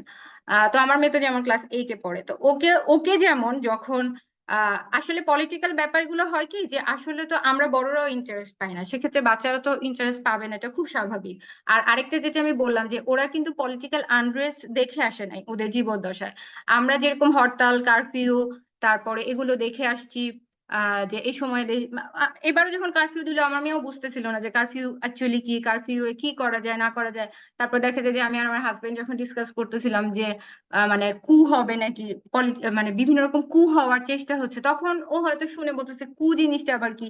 মানে ওরা তো দেখে আসে না, ওরা তো দেখেই আসতেছে যে একটা সরকারি ক্ষমতায় থাকে, তাদের প্রশংসা বাক্যই পড়তে হয় বইয়ে, এবং তারাই হচ্ছে দেশকে অনেক উন্নতি করে ফেলছে, একেবারে মানে বড় বড় metro rail, elevated express highway, বহুত বড় বড় জিনিস করে ফেলছে ওরা। সো দেশ উন্নতির জোয়ারে ভাসতেছে। ওরাও কিন্তু এইটাই এতদিন ধরে জেনে আসছে। হ্যাঁ, কিন্তু এই আন্দোলনের আমি বলবো যে এটা অন্যতম পজিটিভ দিক, যে এটা ফ্রম মানে টপ টু বটম বাঙালি জাতিকে একটা, আমি যেটা একটা লেখাও লিখছিলাম, যে ইন্তিফাদা একটা ঝাঁকুনি দিছিল। যদিও এটা সফল নাও হতো, লেখাটা তো আমার 5ই আগস্টের আগের লেখা ছিল, যেখানে আমি বলছিলাম যে এই ঝাঁকুনিটা আমাদের বাঙালিদের জন্য একটা দরকার ছিল, যেটা টপ টু বটম আসছে। কারণ আমরা সত্যি কথা, আমরাও যে আমাদের ছোটবেলায় যে পলিটিক্যাল আপস অ্যান্ড ডাউনস দেখে আসছি, সেই আমরাও কিন্তু 16 বছরে একটা মানে একটা হ্যাবিটে অভ্যস্ত হয়ে গেছিলাম। ও আচ্ছা, ভোট হইলে তো না দিলেই হয়, জানা কথায় অমুক জিতবে। হ্যাঁ, এবং আমি একটা লেখাও লিখছিলাম এটা নিয়ে এবারে ইলেকশনের পরে, যেটার লিংক আমার ওয়েবসাইটে গেলে পাওয়া যাবে। আমি রাবেয়াকেও দিলাম, চাইলে কেউ কমেন্টে দিয়ে দিতে পারেন, আপনারা পড়তে পারেন, যে এবারে ভোটের পরে আমি একটা লেখা লিখছিলাম, যে আমাদের সময়ের ভোট কেমন ছিল, আর আমার মেয়ে ভোটের কিছু বুঝলোই না। কিন্তু আমাদের ওইখানে আমি তখনই লিখছিলাম যে কেন তারপরও আমার মেয়েকে আমাকে রাজনীতি সচেতন করতে হবে। ওইখানে এটা আমি ডিটেলস লিখছি, এখানে আজকে আর বলার সময় নাই। তো রিসেন্ট যেটা বলবো, যে তারপরে যখন ইন্টারনেটটা বন্ধ করে দিল, তখন তো কিছু করার নাই বাসায় আর। স্কুল কলেজে সব বন্ধ, তো এই সময়ে তো পড়ায় মন বসতেছে না, ওরও পড়ায় মন বসতেছে না, ওদের তো ষান্মাসিক মূল্যায়ন উৎসব চলতেছিল, এর মধ্যে বন্ধ হয়ে গেল। এখন আদৌ কি কবে পরীক্ষা হবে, রুটিন ব্রেকডাউন হয়ে গেল, তো পড়ায় মন বসতেছে না। তো এই সময়টা টোটালি কিন্তু আমরা ওকে এই যে বাংলাদেশের যে ইতিহাসগুলো জানা দরকার বললাম, সেই সম্পর্কে ওকে, বিশেষ করে আমার হাজবেন্ড ওকে সব কিছু হচ্ছে বলছে একেবারে, মানে জিয়ার ক্ষমতায় আসা, এরশাদের ক্ষমতায় আসা, মানে হ্যাঁ হ্যাঁ, এটা ঠিক, ও তো এত অল্প সময় এত কিছু ব্রেনে নিতে পারতেছে না। কিন্তু আমার কাছে মনে হয়েছে, এবং আমরা মানে আমার কাছে মনে হয়েছে এই যে জানলো, ও যখন আরেকটু বড় হয়ে যদি একটা বই ডিটেলস পড়ে তখন কিন্তু ওর মনে পড়বে, ও নামগুলা মনে পড়বে, ও আচ্ছা হ্যাঁ এর কথা তো আমি শুনছি, আচ্ছা এখন ডিটেলস পড়ি। কিন্তু ও যদি কিছুই না জানতো ও কিন্তু পড়ে কোনো কিছুই বুঝবে না। তো এই জন্য ওকে যেমন তারপরে এই গেল ওই হিস্ট্রি গুলো একদিন ওকে বলা হইলো, হ্যাঁ আরেকদিন বলা হইলো বিডিআর এর কথা বলা হইলো, শাপলা চত্বরের ঘটনা বলা হইলো, যুদ্ধাপরাধীদের কিভাবে ফাঁসি দেওয়া হইলো, শাহবাগের আন্দোলন হইলো। হ্যাঁ এগুলো সব কিন্তু ওকে আমরা একটা ব্রিফ আইডিয়া দিছি যে বাংলাদেশের পলিটিক্যাল হিস্ট্রিটা আসলে কি। হ্যাঁ ব্রিফ আইডিয়া দিছি এবং স্বৈর শাসকের কি। সো আমি বলতেছি ওই যে কিছু জিনিস, তো একটা তো হচ্ছে যে যখন আপনি মানে গত 1 মাস ধরে তো আমাদের ম্যাক্সিমাম ফ্যামিলি গুলাতেই খাওয়ার টেবিলে যে কোনো প্রধান আলোচনার বিষয় রাজনীতি ছিল। তো দেখা গেছে যে যখন আমি আর আমার হাজবেন্ড রাজনীতি আলাপ করতেছে ও তো শুনতেছে কিন্তু হয়তো তখন বুঝতেছে না, কিন্তু কিছু জিনিস একদম বসে ধরে ওকে বলা হয়েছে। সো এই জিনিসগুলো গার্জিয়ানদের আমাদের করতে হবে, কারণ ওই নিজে পড়ে নিজে জেনে সেটা আবার ওদেরকেও এখন থেকে বুঝাতে হবে। এবং এই যে যেটা বলছি কোনোভাবেই দলকানা হয়ে বোঝানো যাবে না, মানে উভয় সাইডের স্টোরি বলতে হবে। বিশেষ করে ওরা যেহেতু ওদের কারিকুলামে একদম ছোটবেলা থেকে টোটালি ওয়ান সাইডেড হিস্ট্রি পড়ে আসছে, সো ওদেরকে এটা জানানোটা খুব জরুরি। সো ওকে যেটা হচ্ছে বাংলাদেশের এটা জানাইছি, এটা এটা মেনলি আমার হাজবেন্ড যে ওকে জানাইলো। তারপরে আরেকটা যে কাজটা আমি করছি যে আমি যেমন প্রতিদিন যে ঘটনাগুলো ঘটতেছিল আমি ডায়েরিতে নোট করছি, আমার একদম 16 তারিখ কি ঘটছে 17 তারিখ কি ঘটছে সব আমার নোট করা। হ্যাঁ আমি নোট করছি, মানে শুধু হেডিং দিয়ে নোট করছি। এবং পরবর্তীতে যেটা করছি যে যখন আমার ফ্রি টাইমটা তখন ছিল, আমি তো সাধারণত বিকাল বেলা থেকে বসি পড়াশোনা করতে, তো তখন দেখা গেছে যে আমি ওই ঘটনাগুলোর সাথে সাথে আবার সেটা কুরআন ও সিরার, যেহেতু আমার ইচ্ছা ছিল যে এটা নিয়ে আমি সিরিজ লিখবো, তো কুরআন এবং সিরার কোন ঘটনার সাথে এটাকে আমি রিলেট করতে পারি তখন আমি আবার লিখতেছি, যেটা হয়তো মুসা আলাহিস সাল্লামের ফেরাউনের সাথে কথোপকথনে মিলে, এটা হয়তো জাদুকরদের হত্যার সাথে মিলে মিলে আমি আবার যেটা করছি যে ওকে আমি আবার বলতেছি আমার মেয়েকে, আচ্ছা দেখতো আমি যেটা লিখলাম তা এই ঘটনার সাথে এইটাকে মিলাইছি, হ্যাঁ তো এটা কি মিললো নাকি, তুই চিন্তা কর, তুইও চিন্তা করে করে এখন বল ঠিক আছে নাকি। তো তো আমি বলছি আমি একটা ফেসবুকে একটা পোস্ট দিব, এত মানুষ পড়বে, তো আসলে কি মিল আছে নাকি এটা আমার মনে হচ্ছে, এখন তুইও চিন্তা করে বের। তো হয়তো চিন্তা করে বললো, ওর যেহেতু আবার শিকড়ের সন্ধানে বইটা মোটামুটি ওরও মানে শুনে শুনে মুখস্থ টাইপ, তো ও চিন্তা করে বলতেছে যে হ্যাঁ আচ্ছা হ্যাঁ মিলছে মনে হয়, ঠিক আছে তোমার চিন্তা ঠিক আছে। তো এই যে আমি বলতেছি যে ও মানে আপনি কিছু জিনিস ওকে জানাবেন, আবার কিছু জিনিস ওকেও চিন্তা করার হ্যাবিট দিতে হবে, যে তোমার কি মনে হচ্ছে, বা তুমিও একটু ভেবে দেখো, তুমিও একটু চিন্তা করে দেখো। এটা গেল সেকেন্ড স্টেপ, একটা তো হচ্ছে আমি জানাচ্ছি। দ্বিতীয় স্টেপ হচ্ছে যে শুধু আমি একতরফা ওকে জানাই যাচ্ছি সেটা না, ওকেও চিন্তা করার বা ওকেও অপোজিট থট দেওয়ার বা ওকেও বলার, এটার স্কোপও আবার হ্যাবিট এগুলো আবার তৈরি করতে হবে। এটা গেল সেকেন্ড পয়েন্ট। আর থার্ড যেটা পয়েন্ট হচ্ছে যে ও যেটা জানলো এই হ্যাবিটটাও এখন থেকে গ্রো করতে হবে, সেটা যেন ও আবার ওর সার্কেলের মধ্যে সেটাকে যেন ও হচ্ছে সার্কুলেট করতে পারে বা ডিসকাস করতে পারে। ওই যে আমি বলছি যে টপিকস অফ ডিসকাশন বিটিএসই হবে এই জেনারেশনের, বা হচ্ছে নায়ক নায়িকাই হবে বা অমুক ইউটিউবারই হবে, কিন্তু সেগুলো থেকে আমাকে ডাইভার্ট করে এনে আমাকে হচ্ছে ওদেরকে এই সব বিষয়ে ডিসকাস করার আহ এখন থেকে হ্যাবিট করতে হবে, যেন আন্দোলনটা যেটা আমি আজকে লিখলাম, আমি যখন আমার পার্সোনাল প্রোফাইল থেকে আজকের ওয়েবিনার নিয়ে লিখছি সেখানে আমি লিখছি যে স্বাধীনতা পাওয়ার চেয়ে কি স্বাধীনতা রক্ষা করা কঠিন। সো আমরা যেন মনে না করি যে আমরা যেটা 5ই আগস্ট পেয়ে গেলাম that's the end of our রাজনৈতিক সচেতনতা, না, আমাদের বরং এখন আরো ফিউচারে কি হবে জানতে হবে এবং এটা জানাতে হবে। হ্যাঁ এবং নতুন প্রজন্মকে, যেহেতু তারা ভবিষ্যতে তারা থাকবে দেশে, তারা লিড করবে দেশটাকে, তাদেরকে জানাতে হবে। এজন্য আমি তখন ওই সময়টা আরো যে একটা কাজ করছি যেটা হচ্ছে যে আমি এরকম একদম সিলেক্ট করে করে ওকে পোস্ট সিলেক্ট করে দিতাম, ভিডিও লেখা, যেহেতু ওদের জেনারেশনটা ভিডিও বা এগুলো দ্বারা বেশি মোটিভেটেড হয়। তো এইটা এইটা তুমি তোমার ফ্রেন্ডদের গ্রুপে শেয়ার করো। হ্যাঁ যেহেতু ওদের নতুন কারিকুলামের জন্য তো ওদের অ্যাসাইনমেন্ট করার জন্য ওদের এরকম হোয়াটসঅ্যাপে বহুত গ্রুপ, তো দেখা যেত যে এরকম বলতাম তুমি এইটা এই পোস্টে স্পেসিফিক্যালি তোমার ফ্রেন্ডদের সাথে শেয়ার করো, গ্রুপে শেয়ার দাও। হ্যাঁ তারপর শেয়ার দিলে তো স্বাভাবিকভাবেও দেখা যায় যে ওরাও কমেন্ট করে যে সবাই এখন একটা জিনিস কি যে আপনার 10টা ফ্রেন্ডের মধ্যে সবাই যে সাথে সাথে মোটিভেটেড হয়ে যাবে, সবাই যে ইন্টারেস্ট পাবে তা না, দুইজনও যদি হয় তাও তো সমস্যা নেই। তো দেখা গেছে যে দুইজন তিনজন হয়তো ওকে কাউন্টার পোস্ট লিখতেছে, যেমন ও যেমন আবার সেটা আবার ও আমি যেমন ওকে পরে আবার জিজ্ঞেস করতেছি তুমি শেয়ার করছিলা কি হইলো, পড়ছিল কেউ, দেখছিল, ওদের কি মতামত, তখন ও হয়তো বলতেছে যে অমুক ফ্রেন্ড ওইটা বলছে, অমুক ফ্রেন্ড ওইটা বলছে। তাই আমি বলছি যাক তাও তো ডিসকাস করতেছে। যেমন ওদের মধ্যে যেমন একটা এক্সাম্পল দিই, যে 5ই আগস্টে যে বঙ্গবন্ধুর যে মূর্তিগুলো বিভিন্ন জায়গায় ভাঙা হলো, তো সেইটা সেটা কি মূর্তিকে অপমান করা হয়েছে নাকি এটা ঠিক ছিল করাটা, এইটা নিয়ে যেমন ওদের ফ্রেন্ডদের মধ্যে কিন্তু গ্রুপ হয়ে গেছে। কেউ বলতেছে যে যেহেতু কেউ বলতেছে যে এটা ঠিক হয় না, বঙ্গবন্ধুকে অসম্মান করা হয়েছে, আবার কেউ বলতেছে যে মানে আমার মেয়ে দেখলাম আবার ওই আমার শোনা যুক্তিগুলাই বলতেছে, ওদেরকে বলতেছে, আবার ভয়েস মেসেজ দিচ্ছে যে হচ্ছে এখানে তো বঙ্গবন্ধুকে অসম্মান করে নাই, এটা হাসিনার কার্যকলাপের জন্য হচ্ছে রাগটা বঙ্গবন্ধুর উপর মিটাচ্ছে, আর যেহেতু হাসিনা পালায় গেছে ওর উপর তো কোনো এফেক্টও ফেলতে পারতেছে না। সো ও ওর পয়েন্ট অফ ভিউটা আবার ওখানে শেয়ার করতেছে। তো এই আমি বলতেছি যে এই কালচারটা হ্যাবিটটা আমাদেরকে নতুন প্রজন্মের মধ্যে, ওদের মধ্যেও এই লিগেসিটা কিন্তু আমাদেরই করে দিতে হবে। তারপর আরেকদিন দেখলাম যে যখন কথা হচ্ছিল যে রেমিটেন্স বন্ধ করে দিবে প্রবাসীরা, তো এখন ও রেমিটেন্স কি ও তো নিজেও বুঝতেছে না, তারপরে মনে হয় ওর বাবা ওকে অনেকক্ষণ ধরে বুঝাইলো, তারপর আবার দেখি ও আবার মানে ফোনে আমি ভাবছি কথা বলতেছে, পরে দেখি যে আমাকে ইশারা করতেছে না, ও রেকর্ড করতেছে যে রেমিটেন্স কি, এই জিনিসটাও আবার ওর বন্ধুদেরকে বুঝাচ্ছে যে রেমিটেন্স হচ্ছে এইটা, এটা বন্ধ করে দিলে কি হতে পারে। ও ওর লেভেল অফ নলেজ দিয়ে কিন্তু এটা আবার ওর ফ্রেন্ডদের সাথে শেয়ার করতেছে।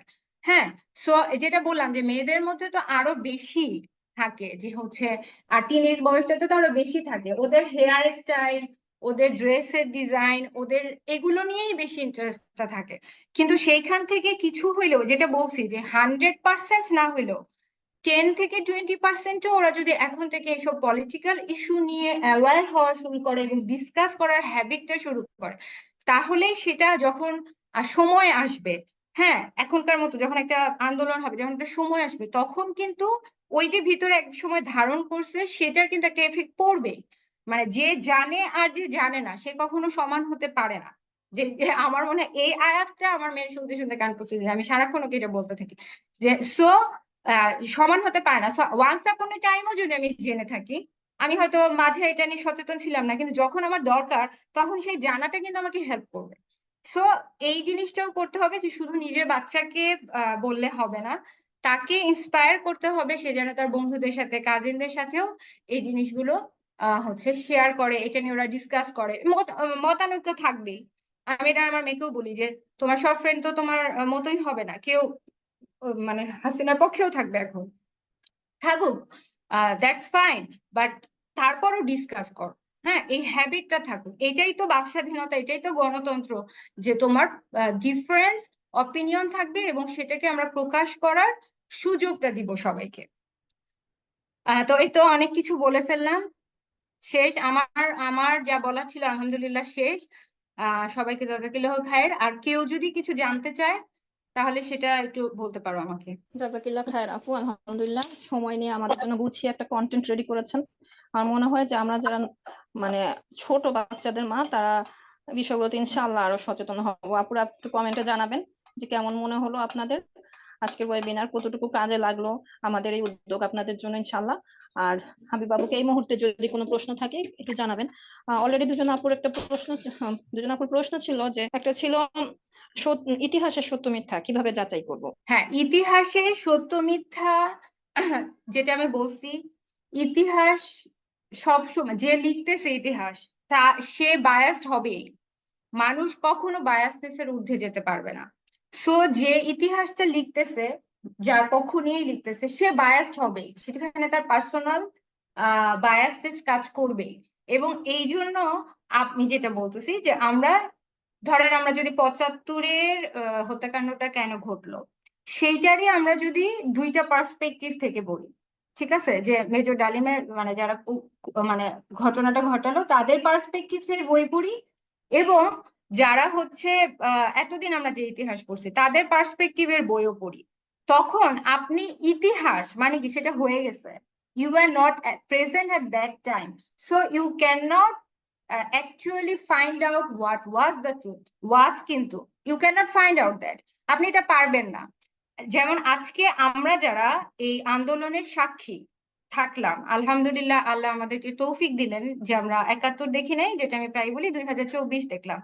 আমরা যারা আই উইটনেস থাকলাম, বা ধরেন আমার মেয়েও যে আই উইটনেস থাকলো, তো ও যেটুকু জানলো, ওর যে মানে কি বলবো, ওর যে পয়েন্ট অফ ভিউটা তৈরি হইলো, সেটা কিন্তু চাক্ষুষ থাকলো বলে ওর একটা তৈরি হইলো। কিন্তু আজ থেকে আরো ২০ বছর পরে, হ্যাঁ, তখন কিন্তু হচ্ছে যে প্রজন্ম থাকবে, আজকের এই ঘটনা নিয়ে যখন ইতিহাস লেখা হবে, যেই লিখবে সে বায়াস থাকবে। সো সেই আজ থেকে ২০ বছর পরে যে জন্ম নিবে বা যে বই পড়বে এই ৫ই আগস্ট, এই আন্দোলন, এই গণঅভ্যুত্থান সম্পর্কে, সে কিন্তু এই সময় প্রেজেন্ট না। সো সে প্রকৃত ইতিহাস যেটা আমরা প্রেজেন্ট থেকে জানলাম, সে সেটা কখনোই জানবে না। সে সেটা জানবে কিভাবে, কারণ সে তো এই সময় ছিল না। সো দ্যাট ইতিহাস মানেই পুরনো, আপনি তখন ছিলেন না। সো তখন যেটা ঘটছে আপনি যে নিজের চোখে যেটা দেখেন নাই। সো এখন যেমন বলা হয় যে আসলে কি ৩০ লক্ষ শহীদ হয়েছিল, আমরা তো ওই সময় মুক্তিযুদ্ধ দেখিনি, আমরা কিভাবে বুঝবো? সো আমাদের এটা নিয়ে কনফিউশন থাকবেই। এখন আমার কথা হচ্ছে যে it is really necessary to know the correct actual what happened. যেটা আমার অতীতে ঘটে গেছে সেটা আমার জন্য নেসেসারি না। আমার জন্য নেসেসারি কি, সেটা হচ্ছে যে আমি দুই পক্ষেরটাই পড়বো। যে বলছে বায়াসনেস থাকবে, আমি দুই পক্ষটাই পড়বো। পড়ে আমি একটা নিজের একটা ভিতরে আমি একটা পিকচার দাঁড় করাবো। যেহেতু আমি ওই সময়টা ছিলাম না, কিন্তু ওই সময় মেবি তাহলে এই ঘটনা ঘটছিল, মেবি দুর্ভিক্ষ হয়েছিল, মেবি রক্ষী বাহিনী ছিল, মেবি বাকশাল হয়েছিল দেখে আচ্ছা এই ঘটনা ঘটছিল। এখন এটা আমার মনে হবে আচ্ছা, তার কিন্তু এখানে লাভটা কি হইলো, মানে আমি তো ওই সময় আসলেই কি হয়েছিল আমি জানি না, কিন্তু আমার লাভটা কি হইলো, ওই যে এতদিন আমরা যে বায়াস জিনিসটা জানতাম সেটা থেকে অ্যাটলিস্ট বের হয়ে আসলাম। এবং আমাদের লাভটা কি হইলো, যে আমার মধ্যে একটা হ্যাবিট তৈরি হইলো যে আমি আমি আহ এখনো যা দেখতেছি, বা ধরেন পরে ধরেন আমি আরো যেটা আমি বলছি আরো ১৫-২০ বা আমি ধরেন বেঁচেই নাই, তা আমার মেয়ের বাচ্চা ধরেন এই হিস্ট্রি পড়তেছে, তো তখন ওকে তো আমার মেয়ে দেখছে, সে নিজে বলতে পারবে। মানুষের যারা মানে আমার শ্বশুর যেমন মুক্তিযোদ্ধা, তা আমার স্বামী যেমন ওর দাদার কাছে কাছে ওই সময়ে সে যুদ্ধে গেছিল কি কি ঘটনা শুনে, তো সে যে বলে সে অবশ্যই তার পার্সপেক্টিভ থেকে, তার বায়াসনেস থেকেই বলে। ঠিক আছে, বলুক, সমস্যা নাই তো। কিন্তু ও যদি আরেকটা বইয়ে দেখবেন, যে কোন মুক্তিযুদ্ধের বিভিন্ন ঘটনারও কিন্তু বিভিন্ন রকম বইয়ে বিভিন্ন রকম বর্ণনা আছে। তো সে যখন আরেকটা বইয়ে যদি ওই দাদা আমাকে গল্প করছিল এইটা ঘটছিল, আরেকটা বইয়ে আরেকজন যোদ্ধা হয়তো ওইভাবে লিখছে, বা আমার শ্বশুরও যেমন বই লিখছে, তো ওনার বইয়ে ও যদি শুধু ওইটা পড়ে, তাহলে ও ওইটাই জানবে, ওই যে দলকানা হয়ে যাবে, ওই যে ওয়ান সাইডেড হয়ে যাবে। কিন্তু ও যদি আরেকটা পড়ে, তাহলে ও ভাবে ও আচ্ছা এটাও হইতে পারে। তাহলে কি হবে, প্রেজেন্টে যখন সিচুয়েশন আসবে, ফিউচারে যখন সিচুয়েশন আসবে, ওই যে দুই পিঠ দেখার হ্যাবিট গ্রো হবে, হিকমাটা গ্রো হবে। So it is not necessary যে ইতিহাসের কোন জিনিসটা সত্য এটাতে আমাকে সিদ্ধান্তে উপনীতই হইতে হবে। আমি জানবো এই কারণে যে আমি নিজেকে যেটা আমি বলছি যে নিজের ভিতরে হিকমা আনার জন্য, নিজেকে জ্ঞানী করার জন্য, যে ও আচ্ছা এরপরে যেটা হবে যে আপনি যখন আহ এখন সবাই যেহেতু জানতেছে এই ঘটনাগুলো এই ঘটছিল, এখন পুরানো সব ছবি আসতেছে না, শেখ মুজিবের ছেলের বিয়ে, দুর্ভিক্ষের ছবি ৭৪-এর, তাহলে কি হচ্ছে যে আমরা হচ্ছে জানতেছি যে ও আচ্ছা তাহলে এগুলাও ঘটছিল। তাহলে কি তার মানে আওয়ামী লীগ এতদিন টোটালি যা বলে আসছে এটা টোটালি ওয়ান সাইডেড ছিল। তার মানে কি আওয়ামী লীগকে টোটালি বিশ্বাস করা যাবে না। সেম বিএনপি যখন ক্ষমতা ছিল, সেম আপনি দেখবেন যে ৭ই নভেম্বর আমাদের দেশে যে সেনাবাহিনীর একটা যেটাকে বিএনপি হচ্ছে পজিটিভলি দেখে, আওয়ামী লীগ অন্যদিন হিসেবে দেখে, বিএনপির আমলে এটাকে সেলিব্রেট করা হয়, আওয়ামী লীগের সময় এটাকে বন্ধ করে দেওয়া হয়। সো এই যে জিনিসগুলো অ্যাকচুয়ালি এদিন কি ঘটছিল, কি ছিল আমি তো দেখিনি, আমি তো তখন ছিলাম না। যে যার মতো বলে, কিন্তু কিছু একটা যে হয়েছিল, দুই পক্ষেরই যে দোষ ত্রুটি ছিল। এখন কিছু বই মনে হচ্ছে তাজউদ্দিন আহমেদ একেবারে খুব মানে ফেরেশতা ছিল, উনি দেশ স্বাধীন করছে, ওনাকে পরে বঙ্গবন্ধু বঞ্চিত করছে, এখন এইসব লেখা আসতেছে। বাট আসলেই কি উনি ৭১-এর ওনার ভূমিকা কি ছিল, উনি আসলেই বা মানে ভারত সরকার ইন্দিরা গান্ধীর সাথে বৈঠক হওয়ার পরে উনি কি কি হচ্ছে টার্মস এন্ড কন্ডিশনে রাজি হয়েছিল, হ্যাঁ সেগুলা কি আবার ওনার পক্ষে লোকজন বলতেছে না তো, কিন্তু কিছু তো হয়েছিল। সো আমরা সব জানবো, কিন্তু অ্যাবসোলুট ট্রুথ কি এটা আমরা ইতিহাসেরটা জানবো না, কারণ we were not present at that time. আমি কি বুঝাতে পারলাম? কিছুটা তো ক্লিয়ার হয়েছে আপু, মানে মোট কথা আমাদের জ্ঞান অন্বেষণের চেষ্টা করে যেতে হবে ইনশাআল্লাহ। আর হ্যাঁ, এবং আহ, বিভিন্ন বোথ সাইডেড বা সম্ভব বলে তৃতীয় পক্ষ, মানে যত পক্ষ সম্ভব, যত হ্যাঁ, আর অ্যাঙ্গেল থেকে একটা জিনিসকে দেখা যায়। ক্লিয়ার হয়ে আসবে। যখন আমরা একদমই কিছু জানি না তখন আমাদের কনফিউশন গুলোই বেশি থাকে। আর আরেকটা প্রশ্ন ছিল আরেকজন আপুর, যে এই যে ইতিহাসগুলো এই এই সম্পর্কিত বইপত্র পড়া নিয়ে আমরা কি কোনো প্ল্যাটফর্ম করতে পারি কিনা, একজন জিজ্ঞেস করেছেন। তো আমি সেখানে আপনাদের যে শিকড়ের সন্ধানে রিডিং গ্রুপ সেটার কথা বলেছি। তো এছাড়াও আপনার কি আর কোনো আইডিয়া আছে, বা আপনি আর কিছু কি সাজেশন দিতে আর পারেন কিনা এইটা আপু? আমার মনে হয় এটা আপনি সমমনাদেরকে নিয়ে ইন্ডিভিজুয়াল, মানে নিজেরাই ছোট ছোট প্ল্যাটফর্ম করেন, যে আমরা টার্গেট করব।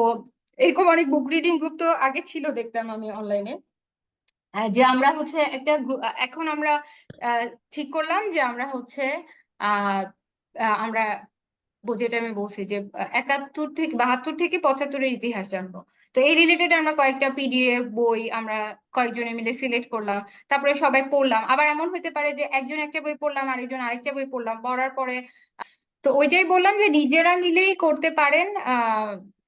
কি কে কি পড়লেন, কে ইনফরমেশন জানলেন, সেটা নিয়ে ডিসকাস করবেন। ডিসকাস করলে তখন অনেক টপিকস ক্লিয়ার হয়। নিজে পড়ে হয়তো একটা বুঝলাম, তখন আরেকজন আরেকটা পয়েন্ট অফ ভিউ দিল, নট নেসেসারি সেটা মিলতেই হবে আমার সাথে, কিন্তু সেকেন্ড থট আসে মনে, অনেক কিছু ক্লিয়ার হয়। সো আমার মনে হয় যে ব্যক্তি উদ্যোগেই নিজেরা ছোট ছোট গ্রুপ করে করতে পারেন। জি আপু, ইনশাআল্লাহ। আমরা তাহলে আমাদের ওয়েবিনারটা আজকে এখানেই শেষ করে দিই ইনশাআল্লাহ। আমার মনে হয় মোটামুটি একটা ডিরেকশন দেওয়া হয়েছে। কারো যদি পরবর্তীতে আর কোনো প্রশ্ন থাকে হাবিব আপুর প্রতি কমেন্টে জানিয়ে রাখতে পারেন, আপু ইনশাআল্লাহ পরবর্তীতে এসেও সেগুলো রেসপন্স করতে পারবেন। জাজাকিল্লাহ খায়ের আপু আমাদের এতক্ষণ সময় দেওয়ার জন্য এবং আপনার একজন সিনিয়র মাদার হিসেবে আপনার ইনসাইট গুলো শেয়ার করার জন্য। সুবহানাকাল্লাহুম্মা ওয়া বিহামদিকা আশহাদু আল্লা ইলাহা ইল্লা আনতা আস্তাগফিরুকা ওয়া আতুবু ইলাইক। আসসালামু আলাইকুম ওয়া রাহমাতুল্লাহ।